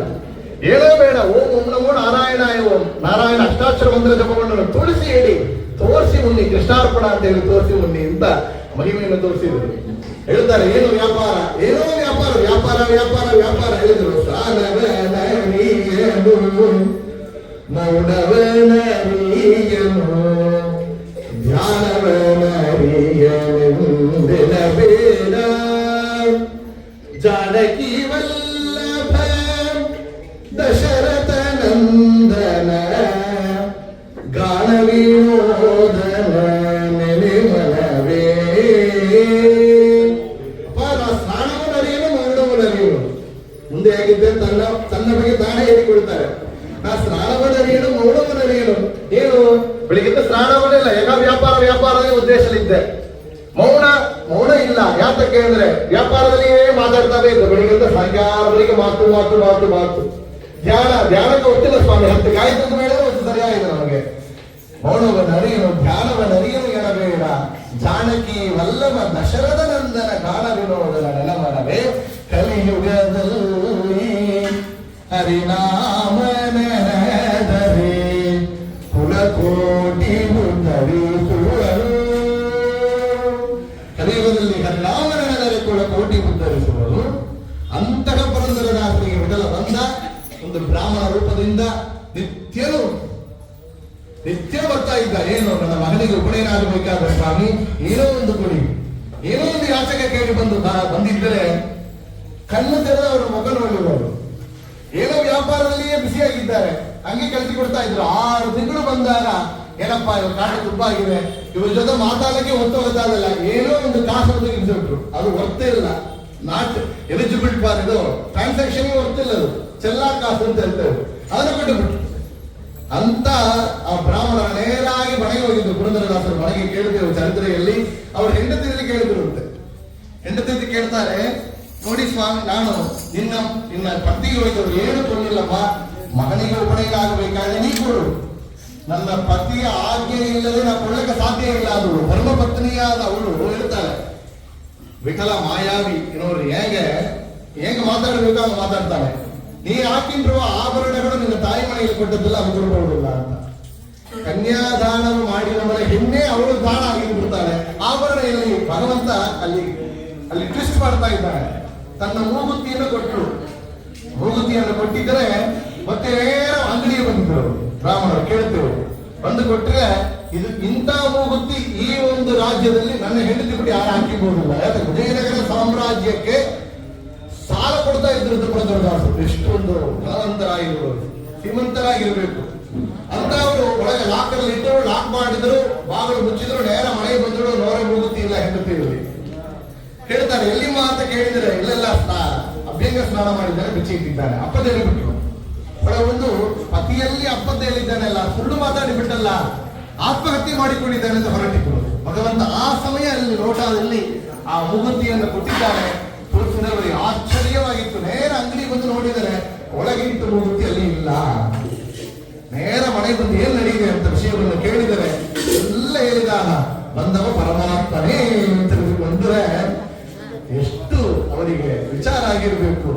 6 ತಿಂಗಳು ಬಂದ ಪರಮಾತ್ಮನ ಮುಖವನ್ನ ನಾ ಕಣ್ಣು ತೆರೆದು ನೋಡಿ, ಎಷ್ಟು ಪಾಪಿಷ್ಟ. ನಾ ಮಾಡಿದ ಕರ್ಮ ಬಲವಂತವಾದರೆ ಮಾಡುವ ದೇವಾ ಅನ್ನಪಾನಂಗಳಿಗೆ ಅಗ್ರಗಣ್ಯನಾಗಿ ಸ್ನಾನ ಸಂಧ್ಯಾದಿ ಜಪತಪವನಿ. ಅನ್ನಪಾನಗಳಿಗೆ ಅಗ್ರಗಣ್ಯನಾಗಿ ಸ್ನಾನ ಸಂಧ್ಯಾ ಎಲ್ಲ ಬಿಟ್ಟಿದ್ದಾನಲ್ಲ. ನಾ ಮಾಡಿದ ಕರ್ಮ ಬಲವಂತವಾದರೆ ನೀ ಮಾಡುವುದೇನು ರಂಗ? ಪಾತ್ರ ಮಾಡ್ತಾರೆ, ಹಿಂದೆ ಹೇಳ್ತಾರೆ, ಇನ್ನಾದರೂ ನಿನ್ನ ದಾಸರ ಸಂಗವಿತ್ತು ಮನುಷಿ ಸಲಹೆಯ ಮನ್ಮತ ಜನಕ. ಇನ್ನಾದರೂ ನಿನ್ನ ದಾಸರ ಸಂಘವಿತ್ತು ಮನ್ನಿಸಿ ಸಲಹೆಯ. ಇಂತಹ ಒಂದು ದಾಸರ ಸಂಘವರಿಗೆ ಭಗವಂತ ಕರುಣಿಸಿದ್ದ ಅಂದ್ರೆ ಹೇಳಿದ್ರು ಹೆಂಡತಿ, ಈ ಊರಿನಲ್ಲಿ ದೊಡ್ಡ ಗುರುಗಳು ವ್ಯಾಸರಾಜ ತೀರ್ಥರು ಮಹನೀಯರಿದ್ದಾರೆ, ಅವರತ್ತೆ ಹೋಗೋಣ ಅಂತ. 9 ಕೋಟಿ ಎಲ್ಲ ಸತ್ತರು ಒಂದೇ ಒಂದು ತುಳಸಿ ಕಾಷ್ಟ ಹಾಕಿ ಕೃಷ್ಣಾರ್ಪಣ. ನಾವು ತುಳಸಿ ಕಾಷ್ಟ ಬಿಡೋದಿಲ್ಲ. ಮಠಕ್ಕೆ ಬಂದ್ರೆ ಎಲ್ಲ ನಮಗೆ ಪ್ರಸಾದ ಬೇಕು, ನನಗೆ ಬೇಕು, ಮಗನಿಗೆ ಬೇಕು, ಮಕ್ಕಳಿಗೆ ಬೇಕು. ಯಾರೋ ಪ್ರಸಾದ ಕೇಳಿದ್ರೆ ಕೊಳ್ಳಕ್ಕೆ ಮನಸ್ಸು ಬಿಡೋದಿಲ್ಲ. ಅವರು ತುಳಸಿ ಕಾಷ್ಟ ಆಗಿದ್ರು, ಎಲ್ಲ ಹೊರಟಿದ್ರು ಬಿಟ್ಟು ಹೇಳ್ತೇವೆ, ಎಲ್ಲ ಹೊರಟಿದ್ರು. ಏನು ಸ್ವಾಮಿ ನಿಮಗೆ ರುಚಿ ಹಿಡಿಯುತ್ತ ಸ್ವಾಮಿ, ಇಷ್ಟು ದೊಡ್ಡ ವ್ಯಾಪಾರ ಮಾಡ್ತಾ ಇದ್ರಲ್ಲ, ದಾನ ಧರ್ಮ ಮಾಡಬಹುದಲ್ಲ ಅಂತ. ದಾನ ಧರ್ಮ ಮಾಡಲಿಕ್ಕೆ ನಂದಿ ಹೇಳಿದೆ ಅಂದ್ರು. ನಂದಿ ಹೇಳಿದೆ, ಕೊಟ್ಟದ್ದೆಲ್ಲ ಭಗವಂತದ್ದು. ಮಂಚಬಾರದು, ಮಡಲಿಬಾರದು, ಕಂಚು ಕನ್ನಡಿಬಾರದು ಅಂತ ಹೇಳಿ ಅವರ ಮಾತು ಎಷ್ಟು ಮಂತ್ರ ತುಲ್ಯ ಅಂತ ನಾವು ನೋಡಬೇಕು. ಅಡವಿಯಾಚಾರ ಆಗಿದ್ದ ವಿಷ್ಣು ಅವರು, ಚೈತೀರ್ಥಾಚಾರ, ಅಡವಿಯಾಚಾರದ ಪ್ರಸಿದ್ಧಿಯವರು. ಮಳೆಗೆ ಬೆಳೆಕೊಂಡಿದ್ದಾರೆ. ತನ್ನ ಹೆಂಡತಿ ಅವರು ಪಾದಕ್ಕೆ ಪಾದವನ್ನು ಹಿಡಿದು ಬಿಡ್ತಾ ಇದ್ದಾರೆ. ಎದುರಿನಲ್ಲಿ ಕಣ್ಣಾಡಿಯಲ್ಲಿ ತನ್ನ ಮುಖವನ್ನು ನೋಡ್ತಾ ಇದ್ದಾರೆ, ಮಂಚಲು ಬಡಗಿಕೊಂಡು. ಹೊರಗೆ ದಾಸರಿ ಯಾರೋ ಗಾಣ ಮಾಡ್ತಾ ಹೋಗ್ತಾ ಇದ್ದಾರೆ. ಮಂಚಬಾರದು, ಮಡತಿ ಬಾರದು, ಕಂಚು ಕನ್ನಡಿ ಬಾರದು. ಅಷ್ಟು ತಾನೆ ಆ ಮನಸ್ಸು ಅಲ್ಲಿ ಪ್ರವರ್ತಕ ಆಯಿತು, ಅವರಿಗೆ ಪ್ರೇರಣೆ ಆಗಿತ್ತು. ಎಲ್ಲ ಕೃಷ್ಣಾರ್ಪಣೆ ಬಿಟ್ಟರು, ಒಂದು ವಿಷ್ಣು ತೀರ್ಥರು ಅಂತ ಸನ್ಯಾಸಾಶ್ರಮವನ್ನು ಸ್ವೀಕಾರ ಮಾಡಿದರು. ಭಾಗವತ ಸಾರ್ವದ್ವಾರ ಎಷ್ಟೊಂದು ಗ್ರಂಥಗಳನ್ನು ಕೊಟ್ಟಿದ್ದಾರೆ ನೋಡಿ. ಅಂತ ವಿಷ್ಣು ತೀರ್ಥರಿಗೆ ಟ್ರಿಗರ್ ಮಾಡಿದ್ಯಾರು ಅಂದರೆ ಪುರಂದರದಾಸರ ಆ ಒಂದು ಮಾತು. ಹೊರಗೆ ಯಾರೋ ಗಾನ ಮಾಡಿ ನೋಡ್ತಾ ಇದ್ರೆ ಅವರಿಗೆ ಅದು ಹೊರಗೆ ಅಷ್ಟೊಂದು ಪ್ರೇರಣೆಯನ್ನು ಉಂಟು ಮಾಡಿತ್ತು ಅಂದ್ರೆ ಅವರ ಮಾತು ಅಂದ್ರೆ ಅದು ಪುರಂದರ ಉಪನಿಷತ್ತು ಅಂತ ನೋಡಿ. ವ್ಯಾಸಪೀಠದಲ್ಲಿ ಇಟ್ಟು ನಮಸ್ಕಾರವನ್ನು ಮಾಡಬೇಕು ಅಂದ್ರೆ ವೇದಗಳನ್ನ, ಉಪನಿಷತ್ತುಗಳನ್ನ, ಪುರಾಣಗಳನ್ನ, ರಾಮಾಯಣ ಇತಿಹಾಸಗಳನ್ನು ಇಡ್ತೇವೆ ಅಂದ್ರೆ ಅಂತ ಪುರಂದರದಾಸರ ಗ್ರಂಥಗಳನ್ನ ಪುರಂದರ ಉಪನಿಷತ್ತು ಅಂತ ಇಟ್ಟುಕೊಂಡಾಡ್ತೇವೆ ಅಂದ್ರೆ ಎಷ್ಟೊಂದು ಮಹಿಮೆ ಇದೆ. ಯಾತಕ್ಕೆ ನಾವು ರಾಮಾಯಣ ಓದಿದ್ರೆ ರಾಮಾಯಣ ಮಾತ್ರ ಗೊತ್ತಿದೆ, ನಮಗೆ ಪರಿಚಯ ಆಗುತ್ತೆ. ಮಹಾಭಾರತ ಕೇಳಿದರೆ ಮಹಾಭಾರತ ಮಾತ್ರ ಅರ್ಥ ಆಗಿದೆ. ಭಾಗವತ ಕೇಳಿದರೆ ಭಾಗವತಗಳು ಮಾತ್ರ ಅರ್ಥ ಆಗಿದೆ. ಪುರಂದರದಾಸರ ಕೃತಿಗಳನ್ನು ಅಧ್ಯಯನ ಮಾಡಿದರೆ ಎಲ್ಲೆಲ್ಲೋ ಅರ್ಥ ಆಗುತ್ತಾ ಇದೆ. ಯಾತಕ್ಕೆ ಅಂದ್ರೆ ನೋಡಿ, ಏನೋ ಒಂದು ಜ್ಞಾನ ಎಂದು ಮಡಗಿದ್ದಾರೆ. ಜ್ಞಾನ ಭದ್ರತೆ ಯುಗದಿ, ಯಜ್ಞ ಸುಜ್ಞಾನ ಭದ್ರತಾ ಯುಗದಿ, ದಾನವಾಂತಕ ದೇವತಾರ್ಚನೆ ದ್ವಾಪರ ಯುಗದಿ, ರಾಮಾನುಜನಿಗೆ ಎಷ್ಟು ಫಲವು ಅಷ್ಟು ಫಲವು ಈ ಕಲಿಯುಗದಿ, ಕೇಶವ ನಾರಾಯಣ ಮಾಧವ ಎಂದರೆ ಕೈ ಕೊಡುವ ರಂಗವಿಠಲ. ಬೇರೆ ಬೇರೆ ಯುಗಗಳಲ್ಲಿ ಬೇರೆ ಬೇರೆ ರೀತಿಯಲ್ಲಿ ಸಾಧನ ಮಾಡಬೇಕಾದರೆ ಕಲಿಯುಗದಲ್ಲಿ ಭಗವಂತನ ನಾಮವನ್ನ ಭಕ್ತಿಯಿಂದ ಅರ್ಥಾನುಸಂಧಾನ ಪೂರ್ವಕ ಮಾಡಿದರೆ ಭಗವಂತ ಕೈ ಕೊಡ್ತಾನೆ, ಉದ್ಧಾರವನ್ನು ಮಾಡ್ತಾನೆ ಅಂತ ಕೇಳಿದರೆ ಈ ರೋಗದಿಂದ ಮಡಿಕೊಂಡಿದ್ದಾರೆ ಯಾರು, ಅವರಿಗೆ ಆಹಾರ ಸ್ವೀಕಾರ ಮಾಡಿ ಜೀರ್ಣ ಆಗೋದಿಲ್ಲ, ನಾವು ಅವ್ರನ್ನ ಬಿಡೋದಿಲ್ಲ. ಏನು ಜೀರ್ಣ ಆಗೋದಿಲ್ಲ, ಅವರಿಗೆ ಅಪವಾದದಲ್ಲಿ ಬಿಡ್ತೇವೋ ಇಲ್ಲ, ಇನ್ನೊಂದು ಗಂಜಿ ಕೊಡ್ತೇವೆ, ನೀರಾಹಾರ ಮಾಡಿ, ಅದ್ರ ಬೇಡ ಜ್ಯೂಸ್ ಮಾಡಿ ಕೊಡ್ತೇವೆ. ಇಲ್ಲ ವಿಟಮಿನ್ ಡಿಫಿಷಿಯನ್ಸಿ ಇದೆ, ಸಿ ವಿಟಮಿನ್ ಇಲ್ಲ ಅಂದ್ರೆ ಆರೆಂಜ್ ಸ್ವೀಕಾರ ಮಾಡಿ, ಎ ವಿಟಮಿನ್ ಇದ್ರೆ ಆಪಿಲ್ ಸ್ವೀಕಾರ ಮಾಡಿ ಎಲ್ಲ ಹೇಳ್ತೇವೆ. ಇಲ್ಲ ಮಲ್ಟಿ ವಿಟಮಿನ್ ಪ್ರಾಬ್ಲಮ್, ಇಲ್ಲ ಟ್ಯಾಬ್ಲೆಟ್ ಬಂದಿದೆ ಈಗ, ಅವು ಬೇಡ. A vitamin tablet, C vitamin tablet, multi vitamin problem. Multi vitamin tablet ಒಂದೇ ಟ್ಯಾಬ್ಲೆಟ್ ಎಲ್ಲಾ ವಿಟಮಿನ್ ಕೊಡ್ತಾ ಇದೆ. ಅಂತಹ ಮಲ್ಟಿ ವಿಟಮಿನ್ ಟ್ಯಾಬ್ಲೆಟ್ ಅಂದ್ರೆ ಪುರಂದರ ವಿಠಲ ನಾಮದಿಂದ ಪುರಂದರದಾಸ ಕೊಟ್ಟಿದ್ದಾರೆ. ರಾಮಾಯಣ, ಮಹಾಭಾರತ, ಭಾಗವತ, ಸರ್ವಮೂಲ, ಟೀಕಾ, ಟಿಪ್ಪಣಿ ಗ್ರಂಥಗಳ ಸಾರವನ್ನು ತೆಗೆದು ಪುರಂದರ ಉಪನಿಷತ್ ಎಂಬ ಅವರ ಕೃತಿಗಳು ಅದು ಮಲ್ಟಿ ವಿಟಮಿನ್ ಟ್ಯಾಬ್ಲೆಟ್, ಮೋಕ್ಷಕ್ಕೆ ಬೇಕು ಅಂತಹ ಎಲ್ಲರ ಸಾರವನ್ನು ತೆಗೆದು ಒಂದೇ ಟ್ಯಾಬ್ಲೆಟ್ ತೊಳೆಯುವುದು, ಸ್ವೀಕಾರ ಮಾಡಿಬಿಡುವುದು ಎಲ್ಲೆಲ್ಲ ಕೊಡ್ತಾ ಇದ್ದೇನೆ ಅಂತಾರೆ. ಅಂತಹ ಕೃತಿಗಳನ್ನು ಕೊಟ್ಟವರು ನಮ್ಮ ಪುರಂದರದಾಸರು. ಹೇಳ್ತಾ ಇದ್ರು, ನಿಮಗೆ ಇಷ್ಟು ಬಿಟ್ಟು ಹೋಗ್ತಾ ಇದ್ರಲ್ಲ, ಯಾರೋ ಬರೀ ದಾನ ಮಾಡಬಹುದು, ಇಲ್ಲ ಮಕ್ಕಳಿಗೆ ಕೊಡಬಹುದು, ಎಲ್ಲರಿಗೂ ಕೊಡಬಹುದು, ನಿಮಗೆ ಹುಚ್ಚು ಹಿಡಿಯಿಲ್ಲ ಅಂತ ಅವ್ರು ಹೇಳ್ತಾರೆ. ಹುಚ್ಚು ಹಿಡಿಯಿತು ನನಗೆ, ಹುಚ್ಚು ಹಿಡಿಯಿತು ಅಚ್ಯುತರ ನಾಮವೆಂಬ ಅಚ್ಚುಮೆಚ್ಚುವೆರಡಾಗಿ ಹುಚ್ಚು ಹಿಡಿಯಿತು. ಹುಚ್ಚು ಹಿಡಿದ ಸ್ವಾಮಿ ಅಚ್ಯುತರ ನಾಮ ಹಚ್ಚಿದ ನನಗೆ ತಲೆಗೆ, ಅಚ್ಯುತರ ನಾಮ ಎಂಬ ಹುಚ್ಚು ಹಿಡಿಯಿತು. ಇಲ್ಲ ಸ್ವಾಮಿ, ದೊಡ್ಡ ವ್ಯಾಪಾರ ಮಾಡ್ತಾ ಇದ್ರಲ್ಲ, ಇದುವೇ ನಿಮಗೆ ಏನು ವೃದ್ಧಿ? ಮಧುಕರ ವೃದ್ಧಿ ಎನ್ನದು ಅದು ಬಲು ಚೆನ್ನದು, ಇನ್ನು ಮಧುಕರ ವೃದ್ಧಿ ಎನ್ನದು. ಇಲ್ಲ ವ್ಯಾಪಾರ ಎಲ್ಲ ಮಾಡ್ತಾ ಇದ್ದಲ್ಲ, ಈಗಲೂ ವ್ಯಾಪಾರ ಮಾಡ್ತಾ ಇದ್ದಾನೆ. ಏನು ವ್ಯಾಪಾರ? ಜೇನು ವ್ಯಾಪಾರ ಮಾಡ್ತಾ ಇದ್ದಾನೆ, ಸಕ್ಕರೆ ವ್ಯಾಪಾರ ಮಾಡ್ತಾ ಇದ್ದಾನೆ, ಹಣ್ಣು ವ್ಯಾಪಾರ ಮಾಡ್ತಾ ಇದ್ದಾನೆ. ಏನು ಹಣ್ಣು ವ್ಯಾಪಾರ? ಹಣ್ಣು ಕೊಳ್ಳಿರೋ ಜನರು ಹಣ್ಣು ಕೊಳ್ಳಿರೋ ನೋಡಿ, ಹಣ್ಣು ಕೊಳ್ಳಿರೋ ಜನರು ಹಣ್ಣು ಕೊಳ್ಳಿರೋ, ಹಣ್ಣು ಬಂದಿದೆ ಕೊಳ್ಳಿರೋ ನೀ ವೀರ ಚೆನ್ನ ಬಾಲಕೃಷ್ಣನೆಂಬ ಕನ್ನೆ ಬಾಳೆ, ಬಾಳೆಹಣ್ಣು ಬಾಲಕೃಷ್ಣನೆಂಬ ಕನ್ನೆ ಬಾಳೆ. ಒவ்வೊಂದು ಭಗವಂತನ ನಾಮವನ್ನು ಒவ்வೊಂದು ಹಣ್ಣಾಗಿ ವರ್ಣನೆ ಮಾಡ್ತಾರೆ. ಜೇನು ಬಂದಿದೆ ಜನರು ಜೇನು ಕೊಳ್ಳಿರೋ, ಜೇನು ವ್ಯಾಪಾರ ಮಾಡ್ತಾನೆ ಅಂದ್ರು. ಏನು ಜೇನು? ಪುರಂದರ ವಿಠಲನ ಸ್ಮರಣ ಎಂಬ ದಿವ್ಯ ಜೇನು. ಪುರಂದರ ವಿಠಲನ ಸ್ಮರಣೆಯೇ ದಿವ್ಯ ಜೇನು. ಆ ವ್ಯಾಪಾರವನ್ನು ಮಾಡ್ತಾ ಇದ್ದಾನೆ. ರಾಗಿ ತಂದೀರ ಅಂತ ವ್ಯಾಪಾರ ಮಾಡಿದ್ರು. ಸಕ್ಕರೆ, ಕಲ್ಲು ಸಕ್ಕರೆ ಕೊಳ್ಳಿರೋ, ಎಲ್ಲೆಡೆ ಭಗವಂತನ ನಾಮವನ್ನ ಸಕ್ಕರೆಯಾಗಿ, ಜೇನಾಗಿ, ಹಣ್ಣಾಗಿ ಅನುಸಂಧಾನದಿಂದ ತಾನು ಕೃತಿಗಳನ್ನು ಕೊಟ್ಟಿದ್ದಾರೆ ಪುರಂದರದಾಸರು.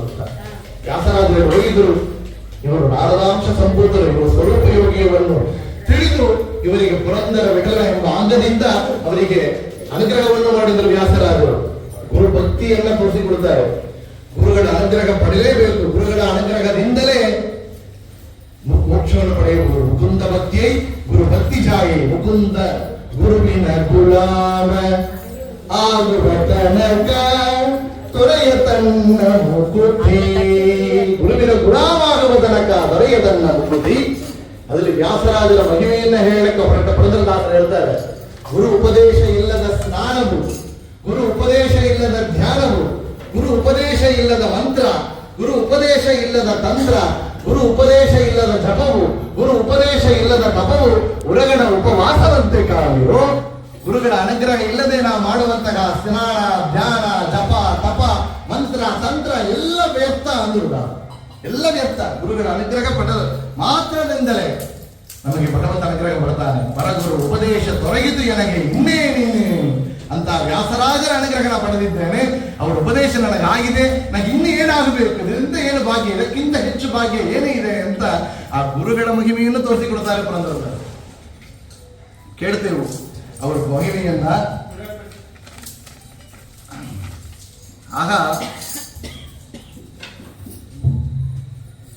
ನಾವು ಪಂಡರೀಪುರಕ್ಕೆ ಬಂದು ಎಷ್ಟೋ ದಿವಸ ಯಾತ್ರೆಗಳನ್ನು ಮಾಡಿದವರು ಪುರಂದರದಾಸರು.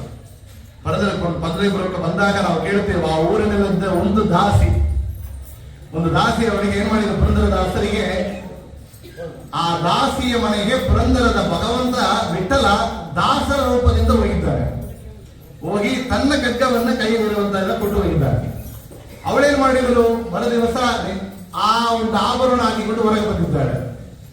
ಊರಿನವರೆಲ್ಲ ಅಲ್ಲಿ ನೋಡ್ರೆ ವಿಠಲನಲ್ಲ ಆಭರಣ ಕಾಣೆ. ಏನ್ ಮಾಡಿದ್ರು, ದಾಸರ ಹತ್ರ ಅರ್ಧರಾತ್ರಿ ಒಳಗೆ ಅಲ್ಲಿ ಕುಣಿತಾ ಇದ್ರು, ಗಾನ ಮಾಡ್ತಾ ಇದ್ರು. ದಾಸರೇ ತೆಗೆದಿರಬೇಕು. ಈ ವಿಷಯ ಗೊತ್ತಾಯ್ತು. ಅವಳೇನಿದ್ರು, ದಾಸರ ನನ್ನ ಮನೆಗೆ ಬಂದರು, ಕೊಟ್ಟಿದ್ರು. ವಿಷಯ ತಿಳಿತು. ಓ, ದಾಸರ ಅಲ್ಲಿ ಹೋಗಿದ್ದಾರೆ, ಕೊಟ್ಟಿದ್ದಾರೆ. ಮತ್ತೆ ದಾಸರನ್ನ ಕಟ್ಟಿ ಹಾಕಿ ಅವರಿಗೆ ಚೆನ್ನಾಗಿ ಪೆಟ್ಟನ್ನು ಕೊಟ್ಟಿರುತ್ತೆ. ಆಗ ಪುರಂದರದಾಸರು ಹೇಳಿದ ಮಾತು, ಅಪ್ಪ ಮುಯ್ಯಿಗೆ ಮುಯ್ಯಿ ತೀರಿತ್ತು ಅಂದ್ರು. ಅಪ್ಪ ಪಳಿತಿರ್ತಾರಲ್ಲ ಭಗವಂತ, ಚೆನ್ನಾಗಿ ಮಾಡಿಕೊಂಡಿಯೋ ಅಂತ. ಯಾತಕ್ಕೆ? ಅವರಿಗೆ ಸೇವಕನಾಗಿ ಸೇವೆ ಮಾಡ್ತಾ ಇದ್ದ ಒಬ್ಬ. ಆ ಸೇವೆ ಮಾಡ್ತಾ ಇರುವಂತ ಒಬ್ಬನಿಗೆ ಏನ್ ಮಾಡಿದ್ರು ಅಂದ್ರೆ, ನೀರು ಬೇಕು ಅಂತ ಕೇಳಿದ್ರು. ಅವ್ರ ತಂಬಿಯಿಂದ ನೀರು ತಗೊಂಡ್ ಬರಲಿಕ್ಕೆ ಕೊಂಚ ಲೇಟ್ ಆಗಿದ್ದ ಆ ಕ್ಷಣ ಏನ್ ಮಾಡಿದ್ರು, ಆ ತಂಬಿನಿದ್ದೆ ಅವಳಿಗೆ ಚೆನ್ನಾಗಿ ಒಂದು ಪೆಟ್ಟು ಕೊಟ್ಟಿರುತ್ತೆ. ಪೆಟ್ಟನ್ನು ತಗೊಂಡು ಹೋದವನೇ ಮತ್ತು ವಾಪಸ್ ಬಂದಾಗ ವಿಚಾರ ಆಗಿರುತ್ತಪ್ಪ, ಏನೋ ಒಂದು ಕೋಪದಲ್ಲಿ ಬಿಟ್ಟು ಬಿಟ್ಟಪ್ಪ, ತಪ್ಪಿದ್ರೆ ಕ್ಷಮಿಸಬೇಕು. ದಾಸರ ಗುಣ ಅಷ್ಟು. ಆಗ ಹೇಳಿದೆ, ಇಲ್ಲ ಸ್ವಾಮಿ, ನಾವು ಊರಿಗೆ ಹೋಗಿ ತುಂಬಾ ದಿನ ಆಗಿದೆ, ಒಂದು ತಿಂಗಳ ಕಾಲ ಮೇಲಾಗಿ ಮತ್ತೆ ವ್ಯಾಪಕ ಇವತ್ತೇ ಬಂದದ್ದು ಅಂತ. ಮತ್ತೆ ಈಗ ಬಂದದ್ದು ಯಾರು, ನನ್ನ ಕೈಯಿಂದ ಬಿಟ್ಟು ತಗೊಂಡದ್ದು ಯಾರು, ಧ್ಯಾನದಲ್ಲಿ ಕುಡಿತಾರೆ ಬಂದವ ವಿಠಲನೇ ಹೇಳ್ದವ್ರಿಗೆ ಕಾದು. ಆಗ ಅಪ್ಪ ಭಗವಂತ ನಿನ್ನ ನಾನು ಪೆಟ್ಟು ಕೊಡಿಸಿದ್ದಾನಲ್ಲ, ಆ ಒಂದು ವಿಷಯ ಈಗ ನೆನಪಿಗೆ ಬಂದಿದೆ. ಅಪ್ಪ, ನಾನು ನಿನಗೆ ತಂಬಿಯಿಂದ ಚೆನ್ನಾಗಿ ಪೆಟ್ಟು ಕೊಟ್ಟೆ, ನೀ ನನಗೆ ಬದಲಿಗೆ ನನಗೆ ಪೆಟ್ಟು ಕೊಟ್ಟಿದ್ದೀಯಪ್ಪ. ಆ ಮುಯ್ಯಿಗೆ ಮುಯ್ಯಿ ತೀರಿದ್ದು. ಆಗ ಅಶರೀರಿಯಾಗಿ ಭಗವಂತ ವಿಠಲನ ಮಾತಾಡ್ತಾನೆ, ಇಲ್ಲಿ ದಾಸರು ತಪ್ಪು ಮಾಡಲಿಲ್ಲ, ದಾಸರ ಮಹಿಮೆಯನ್ನು ಎಲ್ಲರಿಗೂ ತೋರಿಸಿಕೊಡಬೇಕು ಎಂಬುದಕ್ಕಾಗಿ ನಾವು ಮಾಡಿದ ಲೀಲೆ ಎಂದು. ಆಗ ಇವತ್ತು ಕೂಡ ನೋಡಿ, ದಾಸರ ಕಟ್ಟಿದ ಕಂಬವನ್ನ ನಾವು ಆಲಿಂಗನ ಮಾಡಿಕೊಂಡ್ರೆ ಭಗವಂತನನ್ನು ಆಲಿಂಗನ ಮಾಡಿದಂತೆ. ಮನೆಗೆ ಪರಮಾದರದಿ ಪಾಡಲು ಕುಳಿತು ಪಾಡಲು ನಿಲುವ ನಿಂತರೆ ನಲಿವ ನಲಿದರೆ ಒಲಿವ ನಿಮಗೆಂಬ ಸೊಲಬನೋಡಲಿ. ನೋಡಿ, ಮನೆಗೆ ಪಲಗಾದರೆ ಪಾಡಿದರೆ ಅವನು ಕುಳಿತು ಕೇಳ್ತಾ ಇದ್ದಾನೆ. ಭೀಷ್ಮರಿಗೆ ಅನುಗ್ರಹ ಮಾಡಿದಂತೆ ಕುಳಿತು ಪಾಡಲು ನಿಲುವ ಪುಂಡರೀಕನಿಗೆ ಭಗವಂತ ಅಲ್ಲಿ ಕಲ್ಲಿನ ಮೇಲೆ ಕಲ್ಲಿನ ಮೇಲೆ ನಿಂತುಕೊಂಡು ಅನುಗ್ರಹ ಮಾಡಿದ. ಅವನು ಕುಳಿತು ಪಾಡಿದರೆ ನಿಂತರೆ ನಲಿವ. ನಾವು ನಿಂತುಕೊಂಡು ಮಾಡಿದರೆ ವಿಠಲ ನರ್ದನ ಆಡ್ತಾ ಇದ್ದಾನಂತೆ. ನಾವೇ ನರ್ದನವನ್ನು ಆಡಿದರೆ ಆಲಿಂಗನವನ್ನು ಮಾಡಿಕೊಡ್ತಾನೆ ಅಂತ. ಆಲಿಂಗನವನ್ನು ಮಾಡಿಕೊಡ್ತಾನೆ ಅಂದ್ರೆ ದಾಸರನ್ನ ಕಟ್ಟಿ ಇಟ್ಟ ಕಂಬಕ್ಕೆ ನಾವು ಆಲಿಂಗನ ಮಾಡಿದರೆ ವಿಠಲನ ಆಲಿಂಗನ ಮಾಡಿಕೊಂಡಂತ ಅನುಭವ ನಮಗಾಗುತ್ತೆ ಅಂತ ಅಷ್ಟೊಂದು ಅನುಗ್ರಹವನ್ನು ಪಡೆದಿದ್ದಾರೆ ದಾಸರು ಅಂತ ಕೇಳ್ತೇವೆ. ನೋಡಿದ್ರಿಂದ ಬದುಕರ ವೃದ್ಧಿ ಮನೆಗಾಗಿ ಒಂದೇ ವೃತ್ತಿ ಕೇಳಬೇಕು. ರಾಗಿ ತಂದೀರ ಬಿಚ್ಚಗೆ ರಾಗಿ ತಂದೀರ,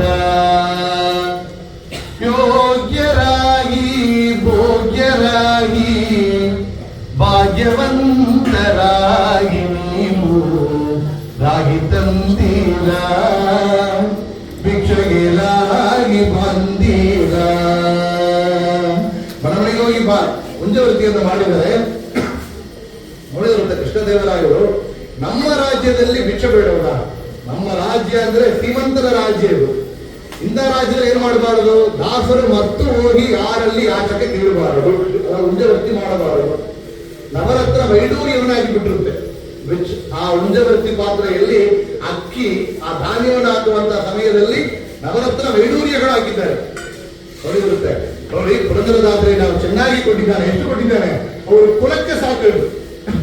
ಅವರು 10 ತಲೆಮಾರಿಗೆ ಬರುವಂತಹ ಸಂಪತ್ತನ್ನು ಕೊಟ್ಟಿದ್ದಾನೆ. ಅವರು ಉಂಜವರ್ತಿ ಹೋಗಬೇಕು ಬಾರಿಲ್ಲ.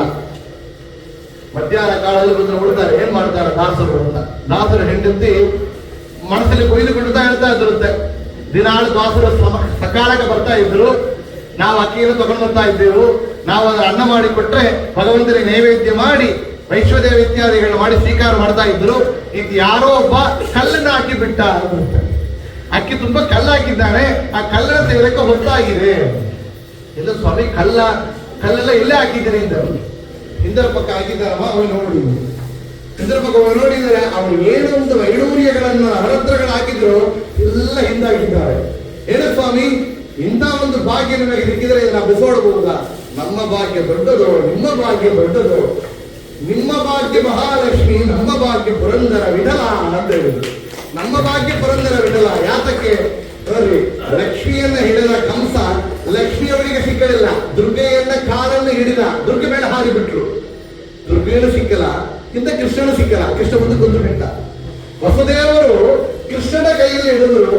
ಕೈಯಲ್ಲಿ ಕೃಷ್ಣನ ಹಿಡಿದ ವಸುದೇವನ ಕೈಗೆ ಕೃಷ್ಣ ಅಲ್ಲಿ ದುರ್ಗೆ ತಾನಾಗಿ ಬಂದು ಯಾರಿಗೆ ಯಶೋಧ ಮನೆಯಲ್ಲಿ ಹುಟ್ಟಿದವರು ದುರ್ಗೆ ಕೈಯಲ್ಲಿ ಕೃಷ್ಣನ ಹಿಡಿದುಕೊಂಡು ಹೋಗಿದ್ದಾರೆ. ಲಕ್ಷ್ಮಿ ತಾನಾಗಿ ಬಂದು ದೇವರನ್ನು ಹಿಡಿ, ಲಕ್ಷ್ಮಿ ತಾನಾಗಿ ಬರ್ತಾರೆ. ಲಕ್ಷ್ಮಿಯಿಂದ ಹಿಡಿಯಕ್ಕೆ ಹೋಗಬೇಡಿ, ಲಕ್ಷ್ಮಿ ಸಿಕ್ಕೋದಿಲ್ಲ, ಭಗವಂತನ ಸಿಕ್ಕೋದಿಲ್ಲ ಅಂತ ನಮ್ಮ ಆಚಾರ್ಯರ ತಾತ್ಪರ್ಯ. ಸಂಖ್ಯೆ ಇಲ್ಲದ ಭಾಗ್ಯವ ಕೊಟ್ಟು ಕಂಕಣ ಕೈಯ ತಿರುಗುತ್ತ ಬಾರೆ ಕುಂಕುಮಾಂಗಿತೆ ಪಂಕಜ ಲೋಚನೆ ವೆಂಕಟರಮಣನ ಪಟ್ಟದರ. ಭಾಗ್ಯದ ಲಕ್ಷ್ಮಿ ಬಾರಮ್ಮ, ಲಕ್ಷ್ಮಿ ಬರೋದಿಲ್ಲ. ವೆಂಕಟರಮಣನ ಪಟ್ಟದ ರಾಣಿಂದ ಪಟ್ಟಾಗುತ್ತೆ. ಒಳ್ಳೆ ಸುಭದ್ರ ಸ್ತ್ರೀ, ಪತಿವ್ರತ ಸ್ತ್ರೀ ನಮ್ಮ ಮನೆಗೆ ವಿಶೇಷ ನಡೀತಾ ಇದೆ.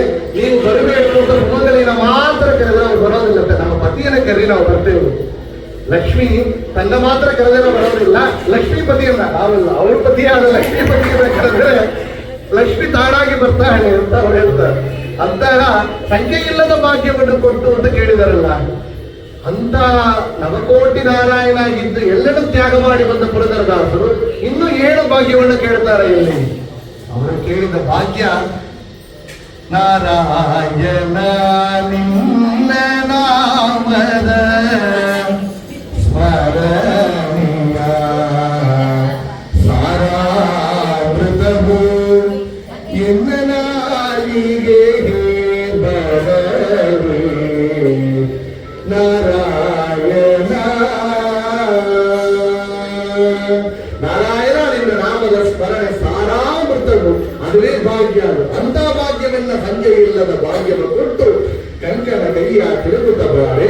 ಯಾತಿಗೆ ಲಕ್ಷ್ಮಿಯಲ್ಲಿ ಕೇಳಿದರು? ಲಕ್ಷ್ಮಿ ಸ್ತುತಿ ಗತಿಗಳಿಗೆ ಅಭಿಮಾನಿಲ ತುಣಿ ಅಂತ ಜಗನ್ನಾಥ ವಾಕ್ ಅಭಿಮಾನಿ, ವೇದಾಭಿಮಾನಿ, ಮುಖ್ಯ ಅಭಿಮಾನಿನಿ. ಮಾತ್ರ ಬರಬೇಕು ಅಂದ್ರೆ ನಮ್ಮ ಬಾಯಲ್ಲಿ ಶಬ್ದಗಳು ಬರಬೇಕಂದ್ರೆ ಮುಖ್ಯ ಅಭಿಮಾನಿ ಲಕ್ಷ್ಮಿ ಎದುರಾಗಬೇಕು ನಮಗೆ. ಅಂತ ವಾಕ್ ಅಭಿಮಾನಿ ಲಕ್ಷ್ಮಿ ಏನ್ ಮಾಡ್ಬೇಕು ಅಂದ್ರೆ ನನ್ನ ಬಾಯಲ್ಲಿ ಕುಳಿತು ಒಳ್ಳೆ ಮಾತನ್ನ ನುಡಿಸಮ್ಮ. ಭಗವಂತ ನಿನ್ನ ಪತಿಯಾದ ನಾರಾಯಣನ ನಾಮ, ನಾರಾಯಣ ನಾಮ ಯಾವಾಗಲೂ ಇರಲಿ. ಯಾವಾಗ ಕಷ್ಟದಲ್ಲಿರಲಿ, ಉತ್ಕೃಷ್ಟದಲ್ಲಿರಲಿ, ಎಷ್ಟಾದರೂ ಮತಿ ಕೆಟ್ಟು ಇರಲಿ. ಕೃಷ್ಣ ಕೃಷ್ಣ ಎಂದು ಶಿಷ್ಟರು ಬೇಡುವ. ಕೃಷ್ಣ ಕೃಷ್ಣ ಎಂದು ಶಿಷ್ಟರು ಬೇಡುವ. ಅಷ್ಟಾಕ್ಷರ ಮಹಾ ಮಂತ್ರದ ನಾಮ ನಾರಾಯಣ. ಅದ್ವೇಷ್ಟ ಸರ್ವಭೂತಾನ ಮೈತ್ರ ಕರುಣಯೇವ ಚ ನಿರ್ಮಮೋಡಿರಹಂಕಾರ ಸಮ ದುಃಖ ಸುಖ ಕ್ಷಮಿ. ಭಗವಂತ ಗೀತೆಯಲ್ಲಿ ಹೇಳ್ತಾರೆ, ನನಗೆ ಪ್ರಿಯವಾದ ಭಕ್ತ ಯಾರು? ಮತ್ ಭಕ್ತ ಸಮೇ ಪ್ರಿಯ ಸುಖವಾಗಲಿ ಬಹು ದುಃಖವಾಗಲಿ ಸಕ ನೀನಾಗಿರೋ ಪಾಂಡುರಂಗ ಅಂತ ದಾಸರು ಹೇಳಿದಂತೆ ಸಮ ದುಃಖ ಸುಖ ಕ್ಷಮಿ. ಸುಖವನ್ನ ದುಃಖವನ್ನ ಸಮವಾಗಿ ನೋಡುವವ ಯಾರೋ ಅವನೇ ನನಗೆ ಪ್ರಿಯವಾದ ಭಕ್ತ ಅಂದರೆ ದಾಸರು ಹೇಳ್ತಾರೆ, ಕಷ್ಟದಲ್ಲಿರಲಿ ಕಷ್ಟದಲ್ಲಿರಲಿ ಎಷ್ಟಾಗಿ ಮತಿ ಕೆಟ್ಟಿರಲಿ ನಿನ್ನ ನಾಮ ನನ್ನ ನಾಲಿಗೆಗೆ ಬರಲಿ. ಅಂತಹ ಭಕ್ತಿಯನ್ನ ಅಂತಹ ಭಾಗ್ಯವನ್ನು ಬೆಳೆದವರು ಇಲ್ಲಿ ಪುರಂದರದಾಸರು. ನೋಡಿ ಎಷ್ಟೊಂದು ಮಹಿಮೆ ಅವರಿಗೆ ಅಂತ ಕೇಳಿದೆವು. ನಿತ್ಯನು ಚಕ್ರತೀರ್ಥದಲ್ಲಿ ಇರುವಂತಹ ಹನುಮಪ್ಪ ಯಂತ್ರೋದ್ಧಾರಕ ಹನುಮಾನಿಗೆ ವ್ಯಾಸರಾಜರು ಇವರಿಗೆ ಒಂದು ಕೊಟ್ಟವಿದ್ರಂತೆ ಸೇವದ ಭಾಗ್ಯ, ಸೇವೆ ಮಾಡುವಂತಹ ಭಾಗ್ಯ. ಯಂತ್ರೋದ್ಧಾರಕ ಹನುಮಪ್ಪನಿಗೆ ನಿತ್ಯನ ಅಭಿಷೇಕಾದಿಗಳನ್ನು ಮಾಡಿ ನೈವೇದ್ಯ ಮಾಡಬೇಕು. ಪುರಂದರದಾಸರು ದಿನಾಲಲ್ಲಿ ಹೋಗ್ತಾ ಇದ್ರು. ತುಂಗಭದ್ರಾ ಚಕ್ರತೀರ್ಥದಲ್ಲಿ ಸ್ನಾನ, ಯಂತ್ರೋದ್ಧಾರಕ ಹನುಮಂತನಿಗೆ ಅಭಿಷೇಕ ನೈವೇದ್ಯ ಮಾಡಿ ಬರ್ತಾ ಇದ್ರು. ಒಂದ್ ದಿವಸ ಹೇಳಿದ್ರು, ಮಧ್ವಪತಿಯನ್ನ ಕರೆದ್ರು, ಅಪ್ಪ ಇವತ್ತು ನೀವು ಅಭಿಷೇಕವನ್ನು ಮಾಡು, ನೈವೇದ್ಯವನ್ನು ಮಾಡಿ ಪ್ರಸಾದವನ್ನು ತಗೊಂಡು. ಹನುಮಂತ ನೈವೇದ್ಯ ಅಂದ್ರೆ ಹನುಮಪ್ಪ ಸ್ವೀಕಾರ ಮಾಡ್ತಾನಪ್ಪ, ಅವನಿಗೆ ಸಮರ್ಪಣ ಮಾಡು. ಮಧ್ವಪತಿಗೆ ಎಷ್ಟು ಚೆನ್ನಾಗಿ ಮನದಲ್ಲಿ ತಗೊಂಡ್ರು ಅಂದ್ರೆ ಹನುಮಂತ ಯಂತ್ರೋದ್ಧಾರಕ ಹನುಮಂತ ನೈವೇದ್ಯವನ್ನು ಸ್ವೀಕಾರ ಮಾಡ್ತಾನೆ ಮನದಲ್ಲಿ ಇಟ್ಟುಕೊಂಡ್ರೆ ಏನೋ ಹೋಗಿದ್ರೆ ಅಭಿಷೇಕ ಮಾಡಿದ್ರು, ವಾಯುಸ್ತುತಿ ಪುನಶ್ಚರಣ ಮಾಡಿ ಅಭಿಷೇಕಾದಿಗಳನ್ನು ಮಾಡಿ ನೈವೇದ್ಯವನ್ನು ಮಾಡಬೇಕು ಅಂದ್ರೆ ಯಂತ್ರೋದ್ಧಾರಕ ಹನುಮಂತ ಎಲ್ಲಾಗಿದ್ದಾರೆ. ಹನುಮಪ್ಪನಿಗೆ ಅಲ್ಲಿ ದ್ವಾದಶ ಸ್ತೋತ್ರ ಹೇಳಿ ಸಾಲಿಗ್ರಾಮ ನೈವೇದ್ಯ ಮಾಡಿ ಅಲ್ಲಿ ಹನುಮಂತ ದೇವರಿಗೆ ಸಮರ್ಪಣೆ ಮಾಡಬೇಕು ಅಂದ್ರೆ ಹನುಮಪ್ಪನಿಗೆ ಏನು ಚಲನ ಇಲ್ಲ. ಇವರು ಹೇಳಿದ್ದೆ ಯಂತ್ರೋದ್ಧಾರಕ ಹನುಮಸ್ತೋತ್ರ ನಮಾಮಿದೂತಂ ರಾಮಸ್ಯ ಸುಖದಂ ಚತುರಧ್ರುವಂ. ಹನುಮಪ್ಪ ಏನು ಚಲನ ಇಲ್ಲ. ಇದು ಅವರೇ ಉಳಿಸಲಿಕ್ಕೆ ತಯಾರಾದರು, ಏನು ಚಲನ ನೋಡಿದ್ರು. ಓ ನಮ್ಮ ಅಪ್ಪ ಮಾಡುವಂತ ಪೂಜೆಯನ್ನು ಸ್ವೀಕಾರ ಮಾಡಿಕೊಂಡು ನೈವೇದ್ಯವನ್ನು ಸ್ವೀಕಾರ ಮಾಡಿದ್ಯಾ, ನನ್ನಲ್ಲಿ ಏನೋ ತಪ್ಪಿದೆ. ತನ್ನ ತಲೆಯನ್ನ ಶಿರಸನ್ನ ಮುಂದೆ ಇಟ್ಟು ಅಲ್ಲಿ ಮುಟ್ಟಿ ನನ್ನ ಪ್ರಾಣವನ್ನು ತ್ಯಾಗ ಮಾಡ್ತಾನೆ ಅಂತ ಹೊರಟಿರುತ್ತೆ. ಹನುಮಪ್ಪ ಬಾಯನ್ನು ಚೆನ್ನಾಗಿ ತೆರೆದಂತ ಯಂತ್ರೋದ್ಧಾರಕ ಹನುಮ ಬಾಯನ್ನು ಚೆನ್ನಾಗಿ ತೆರೆದು ಬಿಟ್ಟಿದ್ದಾರೆ. ಇವರು ಸಮುದ್ರದಲ್ಲಿ ತೇರಿ ಸ್ವೀಕಾರ ಮಾಡಿದ್ರೆ ಸ್ವೀಕಾರ ಮಾಡ್ತಾ ಇದ್ದಂತೆ. ಒಂದು ತುತ್ತಾಯಿತು ಇಡೀ ಕಂಚಿನ ಅನ್ನ ಪೂರ್ತಿಯಾಗಿ ಖಾಲಿಯಾಗಿದೆ. ಚಕ್ರತೀರ್ಥಕ್ಕೆ ಬಂದು ಚೆನ್ನ ತೊಳೆದು ತಗೊಂಡು ಬಂದಿದ್ದಾರೆ. ಇವತ್ತು ಮುಂದೆವರ್ತಿ ಆಗಿದೆ. ಅಲ್ಲಿ ಪುರಂದರದಾಸರು ವೈಷ್ಣದೇವ ಮಾಡಿ ಅನ್ನಕ್ಕೆ ಕೊಡಬೇಕು. ಯಂತ್ರೋದ್ಧಾರ ಹನುಮಂತ ನೈವೇದ್ಯ ಆಗಿದೆಯಾ, ಅಲ್ಲಿ ಅನ್ನ ಇಲ್ಲ. ಮಧ್ವಪತಿ ಬಂದ ಬರೀ ಪಾತ್ರವನ್ನು ಆದರೂ ನೋಡ್ತು ಬಿಟ್ಟಾರೆ. ಏನಪ್ಪ ಎಲ್ಲಿ ನೈವೇದ್ಯ? ಇಲ್ಲಪ್ಪ ಹನುಮಪ್ಪ ಸ್ವೀಕಾರ ಮಾಡಿದ. ಏನಪ್ಪ ಎಲ್ಲ ಆಶ್ಚರ್ಯವಾಗಿದೆ. ನಾವು ದಿನಾಲೂ ನೋಡ್ತಾ ಇದ್ದೇವೆ. ಅನುಸಂಧಾನ ಪೂರ್ವಕ ಒಳಗಿರುವಂತಹ ಭಗವಂತನ ರೂಪನ ಚಿಂತನೆ ಮಾಡಿ ಐಕ್ಯಮತ್ವವನ್ನು ಚಿಂತನೆ ಮಾಡಿದರೆ ನೈವೇದ್ಯ. ಇಲ್ಲಿ ಅದೇ ನೈವೇದ್ಯ ಮಾಡಿ ಬಂದಿದ್ದಾನೆ. ಏನಪ್ಪ ಏನ ಸುಳ್ಳು ಹೇಳ್ತೀಯಪ್ಪ, ನೇರಾಗಿಪ್ಪ ಮತ್ತು ಹೋಗಿ ನೈವೇದ್ಯ ಮಾಡೋಣ ಅಂತ ಹೇಳಿ ತೋರಿದರೆ ಅಲ್ಲಿ ಹನುಮಂತ ಮಾಡಲಿಲ್ಲ. ಮತ್ತು ಅವ ಅಲ್ಲಿ ಮಧ್ವಪತಿ ಅಲ್ಲಿ ಮುಂದೆ ಹನುಮಂತ ಮುಂದೆ ಹಠವಾಗಿ ನಿಂತಾಗ ಬಾಯಿಂದ ತೆರೆದು ತೋರಿಸಿದಂತ ಅಲ್ಲಿ ಯಂತ್ರೋದ್ಧಾರಕ ಹನುಮಂತ ಆಗ ತನ್ನ ಮಗನ ಯೋಗ್ಯತೆಯನ್ನು ತಿಳಿದು ಅವರಿಗೆ ಅನುಗ್ರಹವನ್ನು ಮಾಡಿದರೆ ಅವರೇ ಮುಂದೆ ವಿಜಯದಾಸರಾಗಿ ಬಂದು ಅಲ್ಲಿ ಎಷ್ಟೋ ಕೃತಿಗಳ ಮುಖ್ಯ ಪ್ರಾಣರ ಮೇಲೆ ಅವರು ಮಾಡಿದ್ದಾರೆ ಅಂದರೆ ಪವಮಾನ, ಜಗತ ಪ್ರಾಣ ಇತ್ಯಾದಿ ಕೃತಿಗಳನ್ನು ಮಾಡಿದ್ದಾರೆ. ವಾಯುಸುರಾದಿಯನ್ನು ಮಾಡಿದ್ದಾರೆ ಅಂದರೆ ಅದಕ್ಕೆ ನಾಂದಿ ಹಾಕಿದವರು ಪುರಂದರದಾಸರು ಮಾಡಿಕೊಟ್ಟ ಅನುಗ್ರಹ ಅಂತ ಕೇಳ್ತೇವೆ. ಎಷ್ಟೋ ಕೃತಿಗಳು ಒவ்வೊಂದು ಭಕ್ತಿಯ ಮೇಲೆ ಪುರಂದರದಾಸರು ಎಷ್ಟು ಕೃತಿಗಳು ಮಾಡಿದ್ದಾರೆ ಅಂತ ನೋಡಬೇಕು. ಭಕ್ತಿ ಅನುಸಂಧಾನ ಕೇಳಬೇಕು ಅವರಲ್ಲಿ. ನವವಿಧ ಭಕ್ತಿಯನ್ನು ತೋರಿಸಿಕೊಟ್ಟಿದ್ದಾರೆ. ಮುಖ್ಯವಾಗಿ ಶ್ರವಣಂ ಕೀರ್ತನಂ ವಿಷ್ಣೋಹೋ ಸ್ಮರಣಂ ಪಾದಸೇವನಂ ಅರ್ಚನಂ ವಂದನಂ ದಾಸ್ಯಂ ಸತ್ಯಮಾತ್ಮ ನಿವೇದನ. ಹರಿಕಥೆಯನ್ನು ಕೇಳಿದ್ದೇ ಕೇಳು. ಒಂದು ಹರಿಕಥಾ ಶ್ರವಣ ಮಾಡೋ ನಿರಂತರ. ಯಾತಕ್ಕೆ ಹರಿಕಥಾ ಶ್ರವಣ ಮಾಡೋ? ನೋಡು, ಸಂತತಿ ಆಗುವುದು ರಾಮಾಯಣ ಕೇಳು. ಹೇಳ್ತಾರೆ ಸಂತತಿ ಆಗಬೇಕು ರಾಮಾಯಣವನ್ನು ಕೇಳಿ. ಹರಿಕಥೆಯನ್ನು ಕೇಳಿದ್ದೇ ಕೇಳು. ಯಾವ್ದು ಕೇಳಬೇಕು? ಇದು ಕೇಳ್ತೇವೆ ಪುರಂದರದಾಸರ ಮಹಿಮೆ. ನಮಗೇನು ವೈರಾಗ್ಯ ಸ್ವಲ್ಪ ಬಂದಿದೆ ಅಂತ ಕಾಣಿಸುತ್ತೆ. ಹೊರಗೆ ಹೋದ್ರೆ ಎಲ್ಲ ಗೊತ್ತಾಗಿ ಬರುತ್ತೆ ನಮಗೆ. ನಾವು ಅದೇ 10 ಪೈಸೆ ಹೊಡ್ತಾ ಆ ಮನಸ್ಸು ಚಂಚಲ ಆಗಿಬಿಡುತ್ತೆ. ಆಗೇನ್ ಮಾಡೋದು? ಮತ್ತು ಕೇಳಬೇಕು. ಎಲ್ಲ ಕೇಳಿದ ಮೇಲೆ ಚಂಚಲ ಆಗಿದೆ, ಮತ್ತು ವೈರಾಗ್ಯವನ್ನು ಮಾಡಿಕೊಳ್ಳಿ. ಕೇಳಿ ಕೇಳಿ ಕೇಳಿ ಶುದ್ಧ ಮಾಡಬೇಕು. ಯಾತಕ್ಕೆ? ಮಗ 5ನೇದು 2 ವರ್ಷ ಓದಿದ್ದಾನೆ, 3 ವರ್ಷ ಓದಿದ್ದಾನೆ ಅಂದ್ರೆ ದಡ್ಡ ಅಂತಾರೆ. ನಾ ರಾಮಾಯಣ 10 ಬಾರಿ ಕೇಳಿದ್ದೇನೆ, 100 ಬಾರಿ ಭಾಗವತ ಕೇಳಿದ್ದಾನೆ ಅಂದ್ರೆ ಗ್ರೇಟ್ ಅಂತಾರೆ. ಅಧ್ಯಾತ್ಮತೆಯಲ್ಲಿ ರಿಪಿಟೇಷನ್ ಮುಖ್ಯ. ಲೌಕಿಕದಲ್ಲಿ ರಿಪಿಟೇಷನ್ ವ್ಯಾಲ್ಯೂ ಇಲ್ಲ. ಅಂದ್ರೆ ಹರಿಕಥೆಯನ್ನು ಕೇಳಿದ್ದೇ ಕೇಳೋದು. ಕೇಳಿದ್ರೆ ಯಾತಕ್ಕೆ ಕೇಳಬೇಕು? ಇವತ್ತಿಂದ 7 ದಿವಸ ಪರೀಕ್ಷಿತ ರಾಜ ಆಯುಸ್ಸು, ನಾವು ನಮಗೆ 7 ದಿವಸ ಏನು ಸ್ವಾಮಿ? ಇಲ್ಲವೇ ನಮಗತ್ರ ಆಯುಸ್ಸು 100 ವರ್ಷದಲ್ಲ.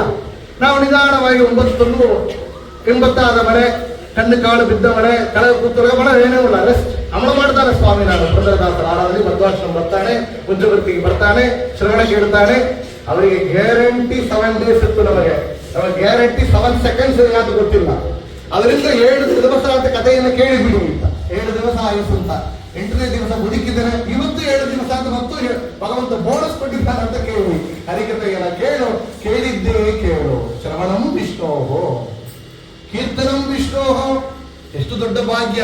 ನರಜನ್ಮ ಬಂದಾಗ ನಾಲಿಗೆ ಇರುವಾಗ ಕೃಷ್ಣ ಎಡಬಾರದೆ ನೋಡ್ರಿ.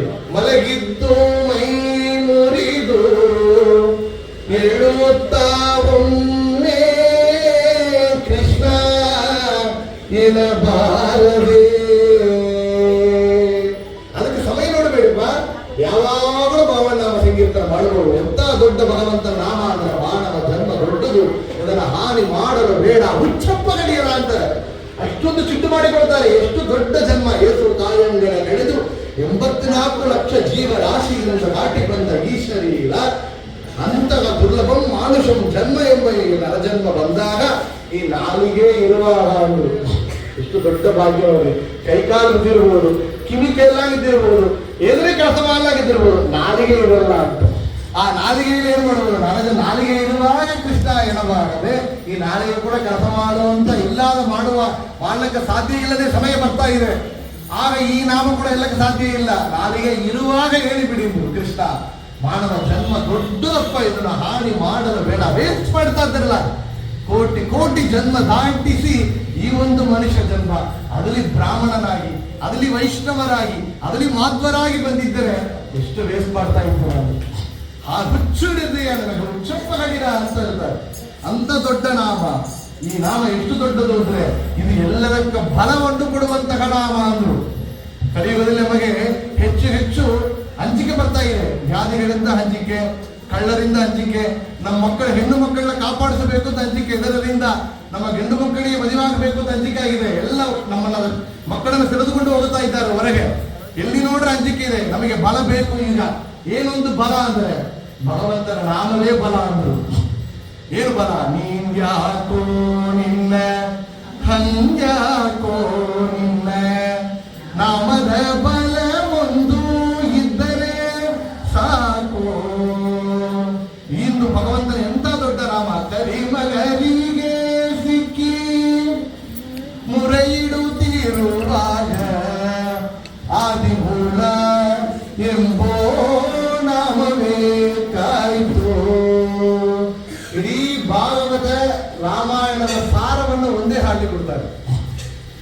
ಬಾಳೆಯ ಸಭೆಯಲ್ಲಿ ಸೀರೆಯ ಸೇವಾಗ ಕೃಷ್ಣ ಕೃಷ್ಣ ಎಂಬೋ ನಾಮವೇ ಕಾಯ್ತು.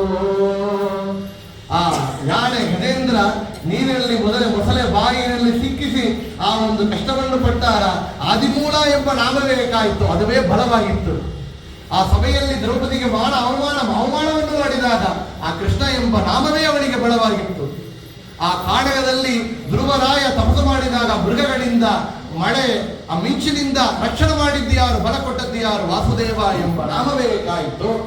ಅಜಾಮನಿಗೆ ಅಂತ್ಯಕಾಲ ಬಂದಾಗ, ಯಮದೂತರಲ್ಲಿ ಬಂದಾಗ ಅವನಿಗೆ ಬಲವನ್ನು ಕೊಟ್ಟು ಉದ್ಧಾರ ಮಾಡಿದ್ದು ಯಾರು ಅಂದ್ರೆ ನಾರಾಯಣ ಎಂಬ ನಾಮವೇ ಕಾಯಿತು. ಹೇಳ್ತಾರೆ ದಾಸರು, ಇಷ್ಟೊಂದು ಮಹಿಮೆ ಇರುವಂತಹ ಭಗವಂತನ ನಾಮ ಅದುವೇ ಬಲ. ಅಂತಹ ಬಲವನ್ನೇ ಹೇಳ್ತಾ ಇದ್ದಾರೆ.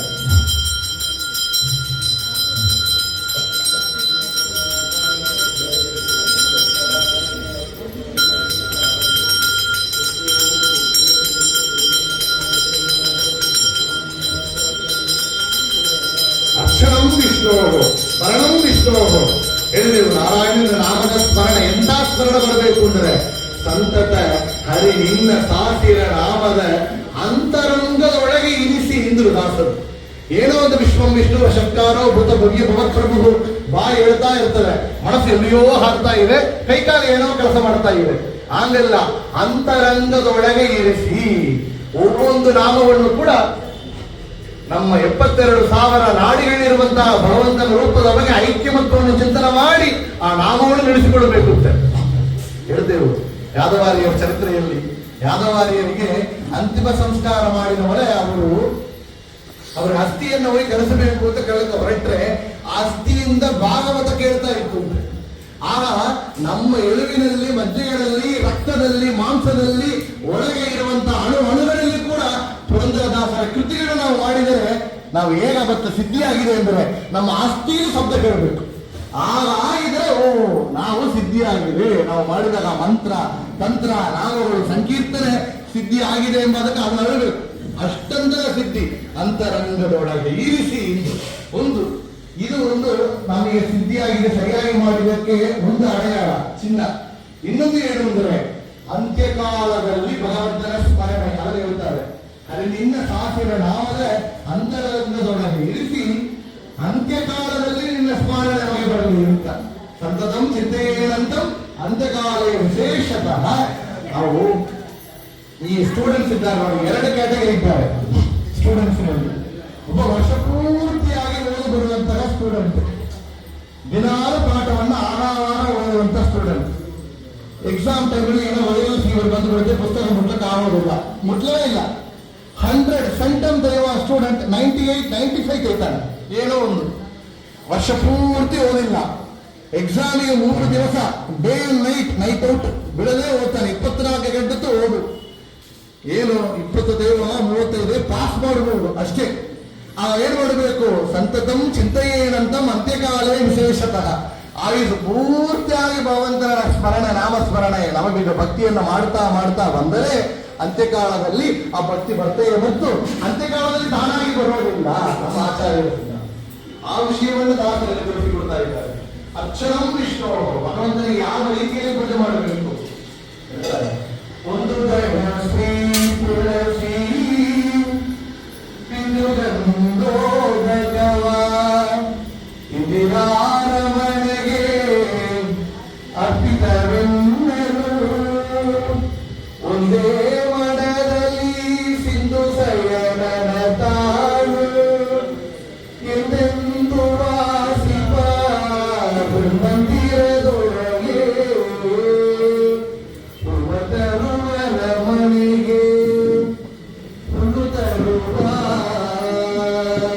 ಭಗವಂತನಿಗೆ ಹೂವು, ತುಳಸಿ, ಗಂಧ ಅರ್ಪಣ ಮಾಡಿದರೆ ಹುಲ್ಲು ತರುವ.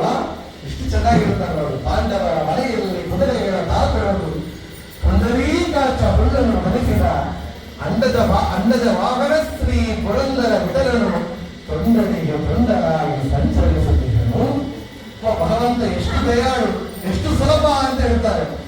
ಅಷ್ಟು ದ್ವಾರಕಾಧೀಶ ಕೃಷ್ಣ ಪಾಂಡವರ ಮನೆಯಲ್ಲಿಯೇ ವಾಸ ಮಾಡ್ತಾ ಇದ್ದಾನೆ. ಏನ್ ಮಾಡ್ತಾ ಇದ್ದ, ಕುದುರೆಯನ್ನು ತೊಡ್ತಾ ಇದ್ದಂತೆ. ಕುದುರೆಯಲ್ಲಿದ್ದ ಮಲವನ್ನು ತೆಗೆದು ಶುದ್ಧ ಮಾಡ್ತಾ ಇದ್ದಾನಲ್ಲ. ಎಷ್ಟು ತೊಂಡರಿಗೆ ತೊಂಡನಾಗಿ ಸಂಚರಿಸುತ್ತಿದ್ದರು. ನಾವು ಹುಲ್ಲು ತರದ ಭಗವಂತನಿಗೆ ಹುಲ್ಲು ಸಮರ್ಪಣೆ ಮಾಡಿದರೆ ಅವ ಹುಲ್ಲು ತಗೊಂಡು ಸೇವೆ ಮಾಡ್ತಾನೆ. ನಮಗೆ ಅವ ನಮಗೆ ತೊಂಡನಾಗಿದ್ದು ಸೇವೆ ಮಾಡಿ ಅನುಗ್ರಹವನ್ನು ಮಾಡ್ತಾ ಇದ್ದಾನೆ. ನಮಗೆ ಗೊತ್ತಿಲ್ಲ, ನೋಡುವಂತ ಯೋಗ್ಯತೆ ಗೊತ್ತಿಲ್ಲ. ನೋಡ್ರಿ, ಒவ்வೊಂದು ಕಷ್ಟ ಬಂದಾಗ, ಒவ்வೊಂದು ಕಾರ್ಯ ಅನುಕೂಲ ಆದಾಗ ನಮ್ಮ ಜೊತೆಯಾಗಿದ್ದು ಬಾಂಧವರಾಗಿ, ಸ್ನೇಹಿತರಾಗಿ, ಒಳಗೇ ಇದ್ದು ಕಾರ್ಯವನ್ನು ಮಾಡಿಸಿದವ ಅವನೇ. ತೊಂಡನಿಗೆ ತೊಂಡನಾಗಿ ಸಂಚರಿಸುತ್ತೀಗಲು ನಮಗೆ ಗೊತ್ತಿಲ್ಲ. ಅರ್ಚನವು ವಿಷ್ಣು, ಭಗವಂತನಿಗೆ ಅರ್ಚನ ಮಾಡಿದರೆ ಅಷ್ಟು ವಿಶೇಷ.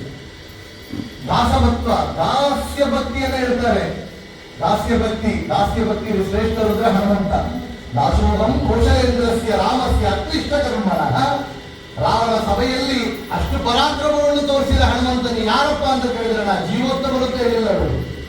ನಾ ಬ್ರಹ್ಮಾಂಡವನ್ನು ಉಂಟು ಜೀರ್ಣ ಮಾಡುವಂತರ ಅಂಗುಷ್ಟ ಮಾತ್ರ ನನ್ನ ಜನಾರಗ್ನಿ ಇದ್ದೇನೆ ಹೇಳಿಲ್ಲ ಅವರು. ನಾನು ದಾಸರಿಗೆ ರಾವಣ ದಾಸ ಅಂತ ಹೇಳಿದ್ರು. ಅದರಿಂದಲೇ ದಾಸರು ಹೇಳ್ತಾರೆ, ನಾವು ದಾಸ ಅಂತ ಹೇಳಿಕೊಳ್ಳಬಹುದು, ನೀವು ಹೇಳಕ್ಕೆ ಸಾಧ್ಯ ಇಲ್ಲ ಅಂದ್ರು. ನಾವು ದಾಸ ಅಂತ ಹೇಳಕ್ಕೆ ಭಗವಂತ ಹೇಳಬೇಕು, ನೀನನ್ನ ದಾಸ. ಭಗವಂತ ನಮ್ಮ ಸರ್ಟಿಫಿಕೇಟ್ ಮಾಡಬೇಕು. ಆಗ ಭಗವಂತ ನಾವೇನು ಕೇಳಬೇಕು, ಭಗವಂತನಿಗೆ ಪ್ರಾರ್ಥನೆ ಮಾಡಬೇಕು. ದಾಸನ ಮಾಡಿಕೋ ಎನ್ನ ಸ್ವಾಮಿ ಸಾಸಿರ ನಾಮದ ವೆಂಕಟರಮಣ. ದಾಸನ ಮಾಡಿಕೋ ಎನ್ನ, ಭಗವಂತನಿಗೆ ದಾಸನ ಮಾಡಿಕೋ ಎಂದಾದ್ರೂ ಪ್ರಾರ್ಥನೆ ಮಾಡಬೇಕು ಅಂತ ಹೇಳಿಕೊಡ್ತಾರೆ.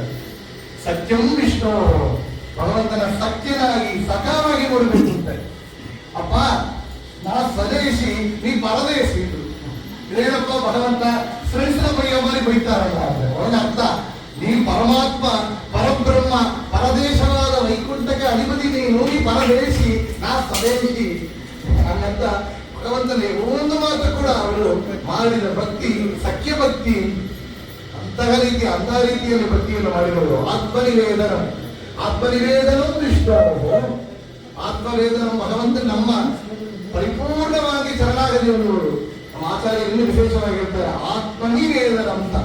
ಅಂತರಂಗದ ಒಳಗಿರುವಂತಹ ಬಿಂಬರೂಪಿ ಪರಮಾತ್ಮನ ಸ್ಮರಣೆ ಉಪಾಸನೆ ಅದನ್ನೇ ಒಂದು ಭಕ್ತಿ. ಅದು ಭಕ್ತಿಯಲ್ಲಿ ಶ್ರೇಷ್ಠವಾದ ಭಕ್ತಿ. ನಾವು ಮಾಡುವಂತಹ ಎಲ್ಲ ಸಾಧನೆ ಎಲ್ಲಿ ಹೋಗಿ ಸೇರಬೇಕು ಅಂದ್ರೆ ಒಳಗಿರುವಂತಹ ಬಿಂಬರೂಪಿ ಪರಮಾತ್ಮನ ದರ್ಶನಕ್ಕಾಗಿ ಇರಬೇಕು. ಆತ್ಮನಿ ವೇದನಂ ವಿಷ್ಣು ಆ ಭಕ್ತಿ. ಅಂತ ಭಕ್ತಿ ಭಗವಂತನ ಯಾವ ರೀತಿಯಲ್ಲಿ ಶರಣಾಗತಿ ಕೊಡಬೇಕು. ನಾನಾ ದೇಶಗಳಲ್ಲಿ ನಾನಾ ಕಾಲಗಳಲ್ಲಿ ನಾನಾ ಯೋನಿಗಳಲ್ಲಿ ನಲಿದು ಹುಟ್ಟಿ ನಾನು ನಂದೆದು ಎಂಬ ನರಕದೊಳಗೆ ಬಿದ್ದು ನೀನೇ ಗತಿ ಎಂದು ನಂಬಿದ ದಾಸನ ಮೇಲೆ ಪಾಯಸು ಕಾಯಂಗಳೆದು 84 ಲಕ್ಷ ಜೀವರಾಶಿಯಿಂದ ದಾಟಿ ಬಂದ ಈ ಶರೀರ. ನಾನಾ ದೇಶಗಳಲ್ಲಿ ಆರ್ಟಿಕ್ ಅಂಡಾರ್ಟಿಕ್ ಎದೆ ಹುಟ್ಟಿರ್ಬೋದು, ನಾವೆಲ್ಲ ವೈರಸ್ ಬ್ಯಾಕ್ಟೀರಿಯಾ ಹುಟ್ಟಿರ್ಬೋದು, ಹಂದಿ ಹುಡುವಾಗಿ ಹುಟ್ಟಿರ್ಬೋದು. ನಾನಾ ಕಾಲಗಳಲ್ಲಿ ಎಷ್ಟು ಕಾಲದಲ್ಲಿ ಹುಟ್ಟಿದೇವೋ ಗೊತ್ತಿಲ್ಲ. ಅನಾದಿ ಕಾಲದಿಂದ ಹುಟ್ಟಿ ಎಲ್ಲೆಲ್ಲಿಯೋ ದೇಶಗಳಲ್ಲಿ ಹುಟ್ಟಿ ಎಲ್ಲೆಲ್ಲಿಯೋ ಕಾಲಗಳಲ್ಲಿ ಹುಟ್ಟಿ ನಾನಾ ಯೋನಿಗಳಲ್ಲಿ 84 ಲಕ್ಷ ಯೋನಿಗಳಲ್ಲಿ ಕೋಟಿ ಜನ್ಮದೇನು ಹುಟ್ಟಿ ಬಂದಿರಬಹುದು. ಆದರೆ ಏನ್ ಬಂದಿದ್ದೇವೆ ಈ ಜನ್ಮ ಬಂದ ಮೇಲೆ ಭಗವಂತ ನಮಗಾಗಿ ಕೊಟ್ಟ ಜನ್ಮ. ಈ ಜನ್ಮ ಬಂದ ಮೇಲೆ ನಾವು ನನ್ನದು ಅಹಂಕಾರ ಮಮಕಾರ ನಾ ಮಾಡಿದ್ದು ನನಗಾಗಿ ಆಗಿದ್ದು ಒಂದೆಲ್ಲ ನನ್ನದು ಇಲ್ಲ ಎಲ್ಲ ನಾ ಮಾಡಿದ್ದು ನಾ ಕೊಟ್ಟದ್ದು ನಾ ತಿಂದದ್ದು ನಾ ಮಾಡಿದ್ದು ಅಹಂಕಾರ ಮಹಂಕಾರ. ಅದನ್ನು ಏನು ಹೇಳಿದ್ರು ನಾನು ನನ್ನದು ಎಂಬ ನರಕದೊಳಗೆ ಬಿದ್ದು. ನೀವು ಆಲ್ರೆಡಿ ಬಿದ್ದಿದ್ದೀರಾ ನರಕದ ಆಲ್ರೆಡಿ ಬಿದ್ದಿದ್ದೀರಾ. ಏನು ನಾನು ನನ್ನದು ಎಂಬ ನರಕದಲ್ಲಿ ಬಿದ್ದಿದ್ದೀರಾ ಅಪ್ಪ. ಬಿದ್ದಿದ್ದೇನೆ ತನ್ನ ಹೇಳಿದ್ದಾರೆ, ತನ್ನ ಹೇಳಿಲ್ಲ. ನಮಗೆ ಪ್ರಾಯಶ್ಚಿತ್ತ ರೂಪದಿಂದ ಭಗವಂತನ ಯಾವ ರೀತಿ ಪ್ರಾರ್ಥನೆ ಮಾಡಬೇಕು ಅಂತ ಹೇಳಿ ಕೊಡ್ತಾರೆ. ಮನೋಭ ಕಾಯದಿಂದ ಮಾಡಿದ ಕರ್ಮಗಳೆಲ್ಲ ದಾನವಾಂತಕ ನಿನ್ನ ಅಧೀನವಿರುತ್ತದೆ. ಏನು ಮಾಡಿದರೇನು ಪ್ರಾಣ ನಿನ್ನದು ಸ್ವಾಮಿ ಅಂತ ಎಷ್ಟು ಚೆನ್ನಾಗಿರ್ತಾರೆ ನೋಡಿ. ಈ ದೇಹ ನೀ ಕೊಟ್ಟ ದೇಹ, ಈ ಜನ್ಮ ನೀ ಕೊಟ್ಟದ್ದು, ಈ ದೇಹ ನೀ ಕೊಟ್ಟದ್ದು, ಈ ಹೆಂಡತಿ ಮಕ್ಕಳು ನೀ ಕೊಟ್ಟದ್ದು, ಈ ಸಂಪತ್ತು ನೀ ಕೊಟ್ಟದ್ದು, ಈ ಆರೋಗ್ಯ ನೀ ಕೊಟ್ಟದ್ದು, ಈ ಬುದ್ಧಿ ಜ್ಞಾನ ನೀ ಕೊಟ್ಟದ್ದು. ಏನು ಮಾಡಿದರೇನು ಈ ಪ್ರಾಣ ನಿನ್ನದು ಸ್ವಾಮಿ. ಅಪ್ಪ ಏನೊಂದು ಭಕ್ತಿ ಇರಬೇಕು ಅವರಲ್ಲಿ. ಶರಣಾಗತಿ ಭಗವಂತರು ಯಾವ ರೀತಿಯನ್ನು ಮಾಡಬೇಕು. ಈ ಪ್ರಾಣ ನಿನ್ನದು, ಏನು ಇನ್ನು ದಯ ಬಾರದೆ ದಾಸನ ಮೇಲೆ ಆ ರೀತಿಯಲ್ಲಿ ಭಗವಂತನಲ್ಲಿ ಪ್ರಾರ್ಥನೆಯನ್ನು ಮಾಡುವಂತಹ ರೀತಿಯನ್ನು ತೋರಿಸಿಕೊಟ್ಟರು ದಾಸರು. ತೀರ್ಥಯಾತ್ರೆ ಮಾಡಿದ್ದಾರೆ. ಎಷ್ಟೋ ತೀರ್ಥಯಾತ್ರೆಗಳು ದಾಸರು ಮಾಡಿದ ತೀರ್ಥಯಾತ್ರೆಯಲ್ಲಿ ಮಾಡಿದ ಕೃತಿಗಳನ್ನು ಎಲ್ಲ ಸಂಗ್ರಹ ಮಾಡಿದರೆ ಅದು ಕನ್ನಡ ತೀರ್ಥ ಪ್ರಬಂಧವಾಗಿದೆ. ಬೆಸ್ಟ್ ಟೂರಿಸ್ಟ್ ಗೈಡ್ ಅದು, ಆಧ್ಯಾತ್ಮಿಕ ಟೂರಿಸ್ಟ್ ಗೈಡ್.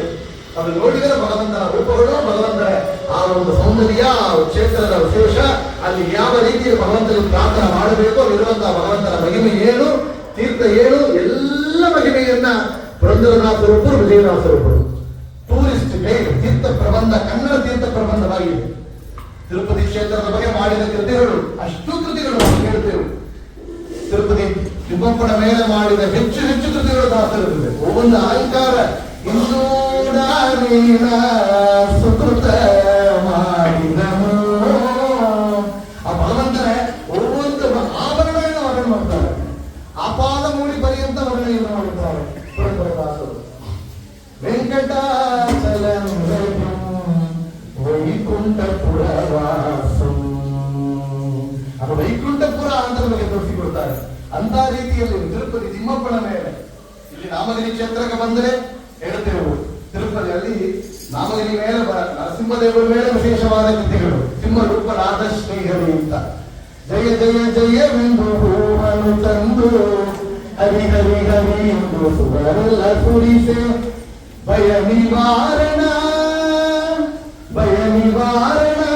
ಭಾಗ್ಯ ಸ್ವರೂಪನೆ ಪರಮ ಪುರುಷ ಶ್ರೀಪುರ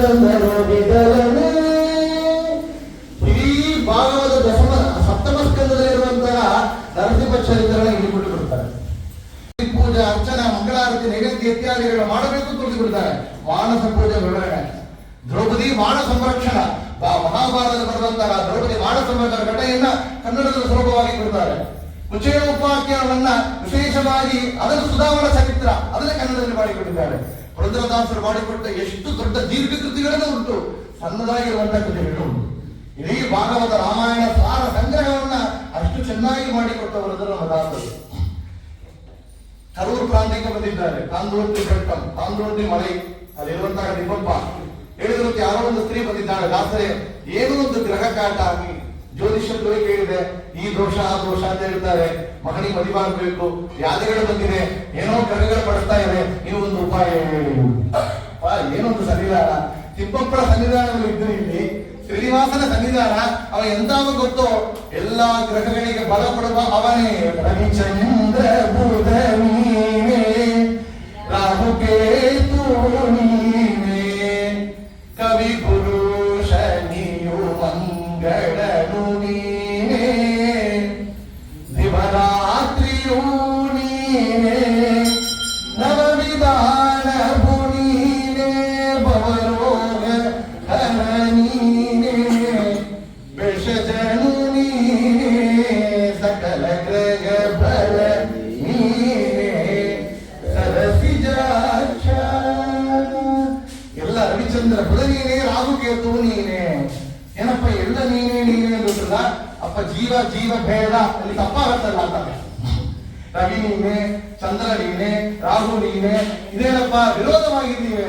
ಹಂಗಿಲ್ಲ, ನೀನೇ ಅಂದ್ರೆ ನಿಮ್ಮ ಅಂತರ್ಯಾಮಿಯಾದ ಭಗವಂತ ಅವನೇ ಒಂದರ್ಥ. ಇನ್ನೊಂದು, ಎಲ್ಲ ನಾಮವು ಭಗವಂತನ ನಾಮನೇ. ಇಂದ್ರ ಅಂದ್ರೆ ಭಗವಂತನ ನಾಮನೇ, ಭಗವಂತ ನಾಮನೇ ಇಂದ್ರ ದೇವರು ಇಟ್ಟುಕೊಂಡಿದ್ದಾರೆ. ಲೌಕಿಕ ವೈದಿಕ ಭೇದ ಭಿನ್ನ ವರ್ಣಾತ್ಮಕ. ರಾಯರು ಹೇಳಿದಂತೆ ಎಲ್ಲಾ ಶಬ್ದಗಳು ಎಲ್ಲಾ ನಾಮಗಳು ಭಗವಂತನೇ ಸ್ತೋತ್ರ ಮಾಡ್ತಾ ಇದೆ, ಭಗವಂತ ನಾಮವನ್ನೇ ಹೇಳ್ತಾ ಇದೆ. ಒಳಗಿದ್ದ ನಗರ ಮಾಡುವ ಕೊಡುವ ಅವನೇ, ಆ ನಾಮ ಭಗವಂತನ ನಾಮವೇ ನೀವು ಇಟ್ಟುಕೊಂಡಿದ್ದೀರಾ. ದಾಸರು ಎಷ್ಟು ಚೆನ್ನಾಗಿ ನಮಗೆ ತೋರಿಸಿಕೊಡ್ತಾರೆ. ಅಂತ ಮಹಿಮೆಯನ್ನು ತೋರಿಸಿಕೊಟ್ಟವರು ದಾಸರು.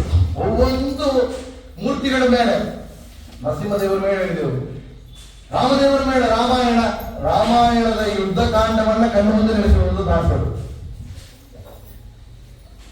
ಎಂತ ರಾಮಾಯಣದಲ್ಲಿ ರಾವಣ ತನ್ನ ಇಡೀ ಸೈನ್ಯವನ್ನು ಹೊರ ತಗೊಂಡು ಬರ್ತಾನೆ. ತಗೊಂಡ್ಬಂದರೆ ಈ ವಾನರರೆಲ್ಲ ಹೆದರ್ಕೊಂಡು ಹೋಗಿಬಿಟ್ರು.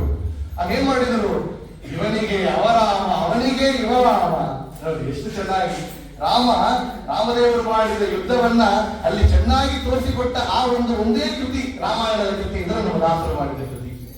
ಹೇಳ್ತಾರೆ ಎಂತ ಭಗವಂತನಲ್ಲಿ ಯಾವ ರೀತಿಯಲ್ಲಿ ಪ್ರಾರ್ಥನೆ ಮಾಡಬೇಕು, ಅಷ್ಟು ಅನುಸಂಧಾನವಾಗಲಿ, ವೈರಾಗ್ಯ ಪದಗಳಾಗಲಿ, ಭಕ್ತಿ ಆಗಲಿ, ಎಲ್ಲ ವಿಷಯಗಳು, ತೀರ್ಥ ಕ್ಷೇತ್ರದವರೇ ಆಗಲಿ, ಎಲ್ಲ ಅವರು ಮುಟ್ಟದೇ ಇರುವಂತಹ ವಿಷಯಗಳಿಲ್ಲ. 4,75,000 ಕೃತಿಗಳು. ಇಂತಹ ನಡೆದಾಗ, ಮಲಗಿದಾಗ, ಊಟ ಮಾಡಿದಾಗ, ಸ್ನಾನ ಮಾಡಿದಾಗ, ಜಪ ಮಾಡಿದಾಗ, ಓಡಿದಾಗ, ನಡೆದಾಗ ಕೃತಿಗಳ ಮಳೆಯನ್ನು ಸುರಿದಿದ್ದಾರೆ. 4,75,000 ಕೃತಿಗಳನ್ನ ಪುರಂದರ ದಾಸರು ಅಂದರೆ ಎಷ್ಟು ಚೆನ್ನಾಗಿ. ಹರಿ ನೀನು ಒಲಿವಂತೆ ಮಾಡು, ಚೆನ್ನಾಗಿ ಹೇಳಿ. ಹರಿ ನೀನು ಒಲಿವಂತೆ ಮಾಡಿ, ಒಲಿದರೆ ತಿರುವಂತೆ ಮಾಡು, ತಿರಿದರೆ ದಾರು ನೀಡುವಂತೆ ಮಾಡು, ನೀಡಿದಂತೆ ಮಾಡು, ದಾರು ನೀಡಿದರೆ ಹೊಟ್ಟೆ ತುಂಬಿದಂತೆ ಮಾಡು.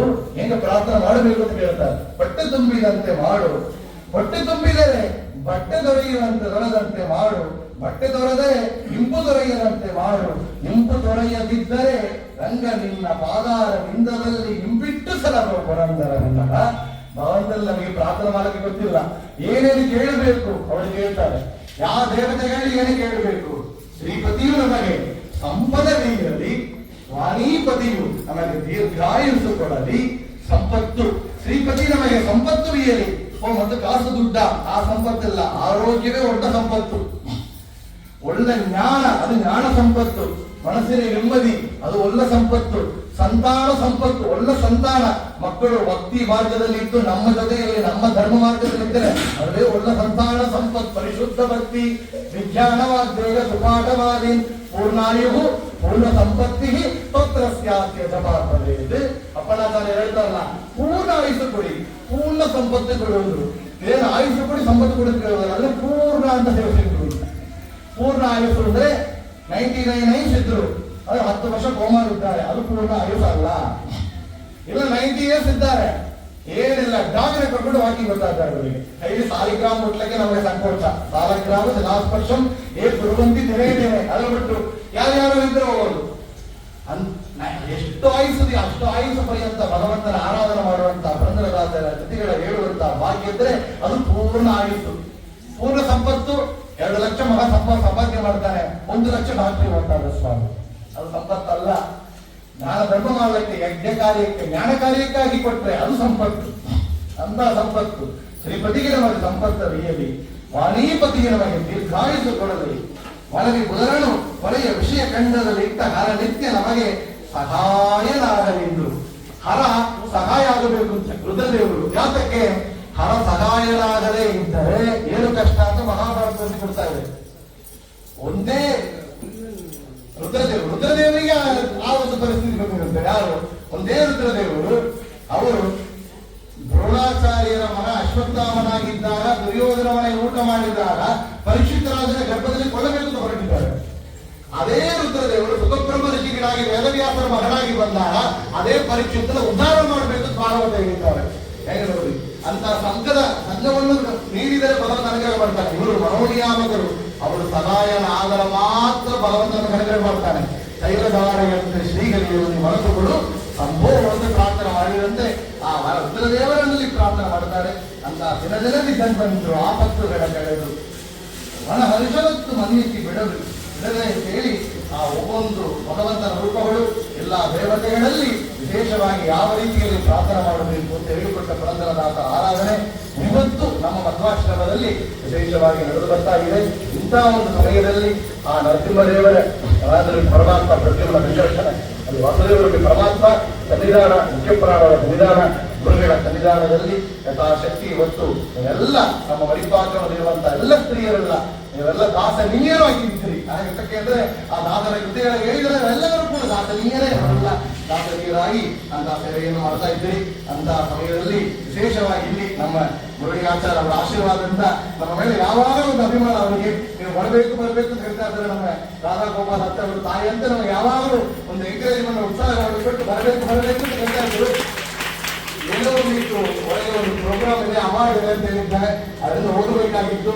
ಇದರನ್ನು ಇಲ್ಲಿ ನೋಡಿ ದಾಸರು ಅವರೊಳಗಿದ್ದು ನಮ್ಮನ್ನ ನುಡಿಸಿ ಕಲಿಸಿದ್ದಾರೆ. ಒಂದೇ ಓದಬೇಕು ಅಂತ ಅವರ ಮಹಿಮೆ ನಮಗೆ ಭಗವಂತ ಅನುಗ್ರಹ ಮಾಡಿದ್ದಾರೆ ಅಂತ ಚೆನ್ನಾಗಿ ತಿಳಿದು ಬರ್ತಾ ಇದೆ.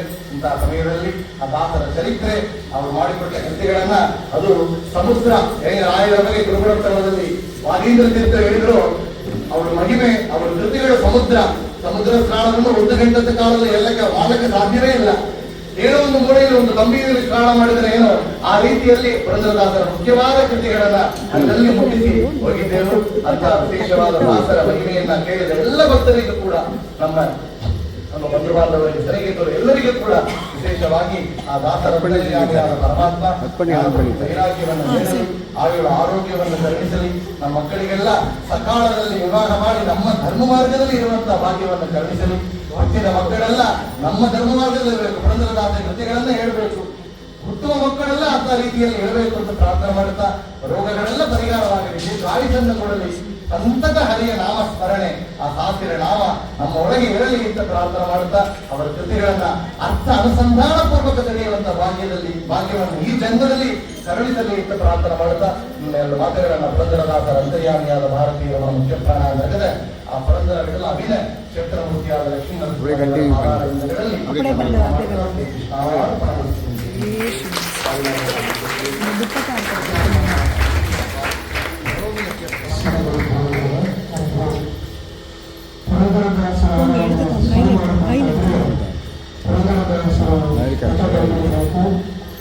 ಪುರಂದರದಾಸರ ಪ್ರತಿಮೆ ಗ್ರಂಥಗಳು ಎಲ್ಲ ಇರಬೇಕು. ಯಾವುದೇ ಇಲ್ಲ ಇವಾಗ ಬಂದಿದ್ರು ಅಂದ್ರೆ ನಮ್ಮ ಲಕ್ಷ್ಮೀಪತಿ ರಾಜ ಅವರು ಅವರ ಕೃತಿಗಳ ಸಂವಿಧಾನದಿಂದ ಪುರಂದರದಾಸರ ಸಂವಿಧಾನ ಈ ಪೂರ್ತಿ ಮಧ್ವಾಶ್ರಮದಲ್ಲಿ ಎಲ್ಲರ ಸಭೆಯಿಂದ ಹೋಗಿ ಬುದ್ಧಿಯಿಂದ ಮನಸ್ಸಿಗೆ ಹೋಗಿ ಪ್ರೇರಣೆ ಮಾಡುವಂತ ಅತ್ಯುತ್ತಮವಾಗಿ 1 ಗಂಟೆ ಹೊತ್ತು ಕಾಲ ಹೋಗಿದ್ದೇ ಬರ್ತಾ ಇಲ್ಲ. ಅವರಿಗೆ ಸಹಸ್ರಾಷ್ಟಾಂಗ ನಮಸ್ಕಾರವನ್ನು ಮಾಡ್ಕೊಳ್ತಾ ಇರೋದು.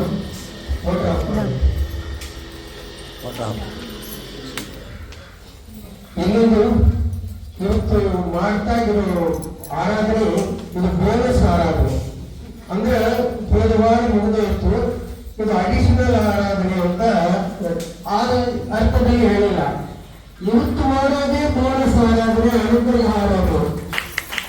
ಬೆಳಿಗ್ಗೆ 6:30 ಫೋನ್ ಬಂತು, ರಾಧಾಗೋಪಾಲ ಫೋನ್ ಮಾಡಿ, ನಮ್ಮ ಮನೆಯಲ್ಲಿ ನಮ್ಮ ಬಂಧುಗಳು ವ್ರತ ಆಗಿದ್ದಾರೆ, ನಮಗೆ ಸೂತಕ ಬಂದಿದೆ, ನಾವು ಮಾಡೋದು ಇಲ್ಲವೋ ಅಂತ ಹೇಳಿದ್ದ. ನಾನು ಯಾರೋ ಇಬ್ಬರು ಪಂಡಿತರನ್ನು ಕೇಳಿದ್ರೆ, ನಾನು ಮರೀಲಿದ್ದೆ, ನಾನು ಪುಸ್ತಕ ನೋಡೋಕ್ಕಾಗಿಲ್ಲ, ಧರ್ಮಸಿದ್ದು ಅವ್ರನ್ನ ಕೇಳಿದ್ರೆ ಅವರು ಇಬ್ರು ಕನ್ಫ್ಯೂಸ್ ಮಾಡಿದ್ರು. ಕೊನೆಯಲ್ಲಿ ಹೇಳಿದ್ರು, ಇಲ್ಲ ಮಾತುವರ್ಗಕ್ಕೂ ಹೊಂಟು ಅಂತ ಅರ್ಥ ಬರ್ತದೆ, ಅದಕ್ಕೋಸ್ಕರ ಮಾಡಲೇಬಾರದು, ಅವರೇ ಆಧ್ವರ್ಯ ಅಂತ ಆಗುತ್ತಾರೆ. ಪುರಂದರದಾಸರ ಆರಾಧನೆ ದಿನ ನೀವು ಇಟ್ಟಿದ್ರೆ ಅದು ಸಾಮಾಜಿಕ ಮಾಡಿರ್ಬೋದು. ಇವಾಗ ಯಾರೋ ಒಬ್ರು ಅದನ್ನು ತಕೊಂಡು ನಿಮಿತ್ತಾಗಿ ಮಾಡ್ತಾ ಇದ್ದಾರೆ ಅಂತಂದ್ರೆ ಅವರಿಗೆ ಸೂತಕ ಅಂದ ಮೇಲೆ ಮಾಡ್ಲಿಕ್ಕಾಗಲ್ಲ ಅಂತ ಹೇಳಿದ್ರು. ನಾನು ಅವ್ರ ಹತ್ರ ಹೇಳಿದೆ, ಅವ್ರು ಬಿಟ್ಬಿಟ್ರು. ಯಥೇಚ್ಛೆಯಾಗಿ ಬೇರೆ ಯಾವುದೋ ಒಂದು ವಿಷಯಕ್ಕೋಸ್ಕರ ಉತ್ತರಾಖಂಡ ಸ್ವಾಮಿಗಳ ಹತ್ರ ಮಾತಾಡಬೇಕಾಗಿತ್ತು. ಕಳೆದು ಬಂದು ಮಾತಾಡಿದ್ರೆ ಸಸಿಯಾಚಾರ್ಯರು ಫೋನ್ ತೆಗೆದ್ರು. ನಾನು ಏನ್ ಮಾತಾಡ್ಬೇಕು ಅಂತ ಅಂದ್ಕೊಂಡೆ, ಅದನ್ನ ಮರ್ತೋದೆ. ಇವತ್ತು ಹೀಗಾಗಿತ್ತು, ಅವ್ರ ಮನೇಲಿ ಇದಾಗೋಯ್ತು, ಯಾರು ಅಂತಂದ್ರು. ಈಗ ಅವರ ಸ್ವಂತ ಯಾರು ಹೋದ್ರು ಎಲ್ಲ ಹೇಳಿದೆ. ನನಗೆ ಒಂದ್ಸಾರಿ ಸ್ವಾಮಿಗಳ ಹತ್ರ ಕೇಳಿ ಹೇಳ್ತೀರಾ ಅಂತಂದೆ. ಅವ್ರೇನು ಸ್ವಾಮಿ ನನ್ನ ಪಕ್ಕದಲ್ಲೇ ಬಿಲ್ ಕೊಡ್ತೀನಿ, ಮಾತಾಡ್ರಿ ಅಂತಂದ್ರು. ಬೇಡ, ನಾನು ಮೆಂಟಲಿ ನಾಟ್ ಪ್ರಿಪೇರ್ಡು, ನೀವು ಸ್ವಲ್ಪ ಹೇಳ್ತೇನೆ ಅಂತ.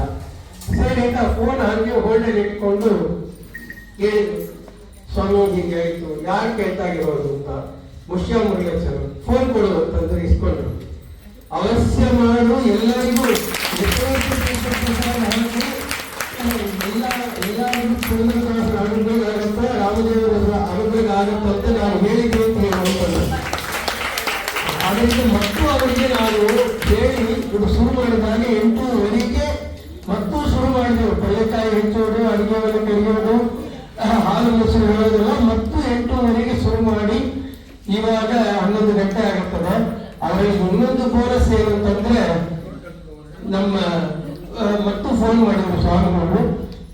ಇಲ್ಲ, ಅವ್ರು ಯಾರು ವ್ಯವಸ್ಥಾಪಕರು, ಅವರು ಗೋಪಾಲ್ ಅಂತ ಇದ್ದಾರೆ, ಅವ್ರ ಹತ್ರ ಮಾತಾಡ್ಬೇಕು. ಇಲ್ಲ ಸ್ವಾಮಿ, ಅವ್ರು ಬಂದಿಲ್ಲ, ಅವ್ರಿಗೆ ಸೂತಕ ಅಂತ ಹೇಳಿದ್ರು. ಮತ್ತೆ ಯಾರು ಅಂತ, ಅವ್ರ ಮನೆಯಲ್ಲಿದ್ದಾರೆ, ಸ್ವಾಮಿಗಳು ಸ್ತ್ರೀಯರ ಹತ್ರ ಮಾತಾಡೋದಿಲ್ಲ, ಅದಕ್ಕೋಸ್ಕರ ನಾನು ಹೇಳ್ತೀನಿ ಅಂತ. ನೀನೇನು ಹೇಳ್ಬೇಡ, ಸಸ್ಯಾಚಾರ ಹೇಳ್ತಾರೆ, ನಾನು ಪಕ್ಕದಲ್ಲೇ ನಿಂತ್ಕೊಂಡಿರ್ತೀನಿ ಅಂತ. ಇಲ್ಲಿ ಪ್ರವಚನ ಅರ್ಥ ಆಗಿತ್ತು, ನಾನು ಹೇಗೆ ಕರೆಯೋದು ಪ್ರವಚನ, ನೀನು ಕರೆಯೋನ್ನ ನಾನು ಮಾತಾಡ್ತೀನಿ ಅಂತ ಹೇಳಿದೆ. ಸ್ವಾಮಿಗಳು ಪಕ್ಕದಲ್ಲೇ ನಿಂತ್ಕೊಂಡಿದ್ದಾರೆ. ಇವನ್ನ ಕರೆದ್ರೆ ಸಸ್ಯಾಚಾರ ಹತ್ರ ಮಾತಾಡಿ, ನಿಮಗೆ ಸೂತಕ್ಕಿಲ್ಲ, ಏನು ಬಂದಿಲ್ಲ, ಪುರಂದರದಾಸರ ಆರಾಧನೆ ವರ್ಷ ಮಾಡಿ 5 ನಿಮಿಷ ಮಾತಾಡಿ ಮಹಾಭಾಗ್ಯ ಅವರ ಮೂಲಕ ಎಲ್ಲರಿಗೂ ಬಂದು ತಲುಪಿಸುವುದರಲ್ಲಿ ನಮಗೆ ತುಂಬಾ ಸಂತೋಷ. ನಮ್ಮ ಕಾರ್ಯಕ್ರಮ ಚೆನ್ನಾಗಿ ನಡೆಯೋದ್ರಿಂದ ಇನ್ನ ಚೆನ್ನಾಗಿ ಆಶೀರ್ವಾದ ಮಾಡೋದಕ್ಕೆ ಏನೂ ಇಲ್ಲ. ಭೂಯಿಷ್ಠಾಂತಿ ಅತ್ಯಂತ ದೇವ ಅಂತ ಹೇಳಿ ಲಕ್ಷ್ಮೀಪತಿ ರಾಜ ಅವರಿಗೆ ಶಿರಸ್ಸಾಷ್ಟಾಂಗ ನಮಸ್ಕಾರ ಮಾಡಿ ನಮ್ಮ 2 ಪತ್ರಪುಷ್ಪವನ್ನು ಸಮರ್ಪಣೆ ಮಾಡ್ತೇವೆ.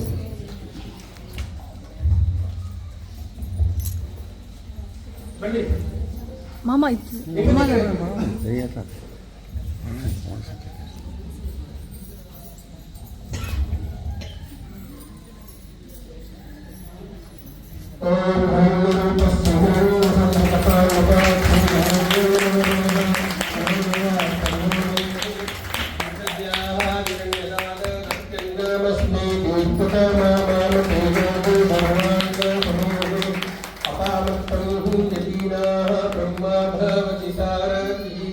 ನಮಸ್ಕಾರ ಮಾಡ್ರಿ.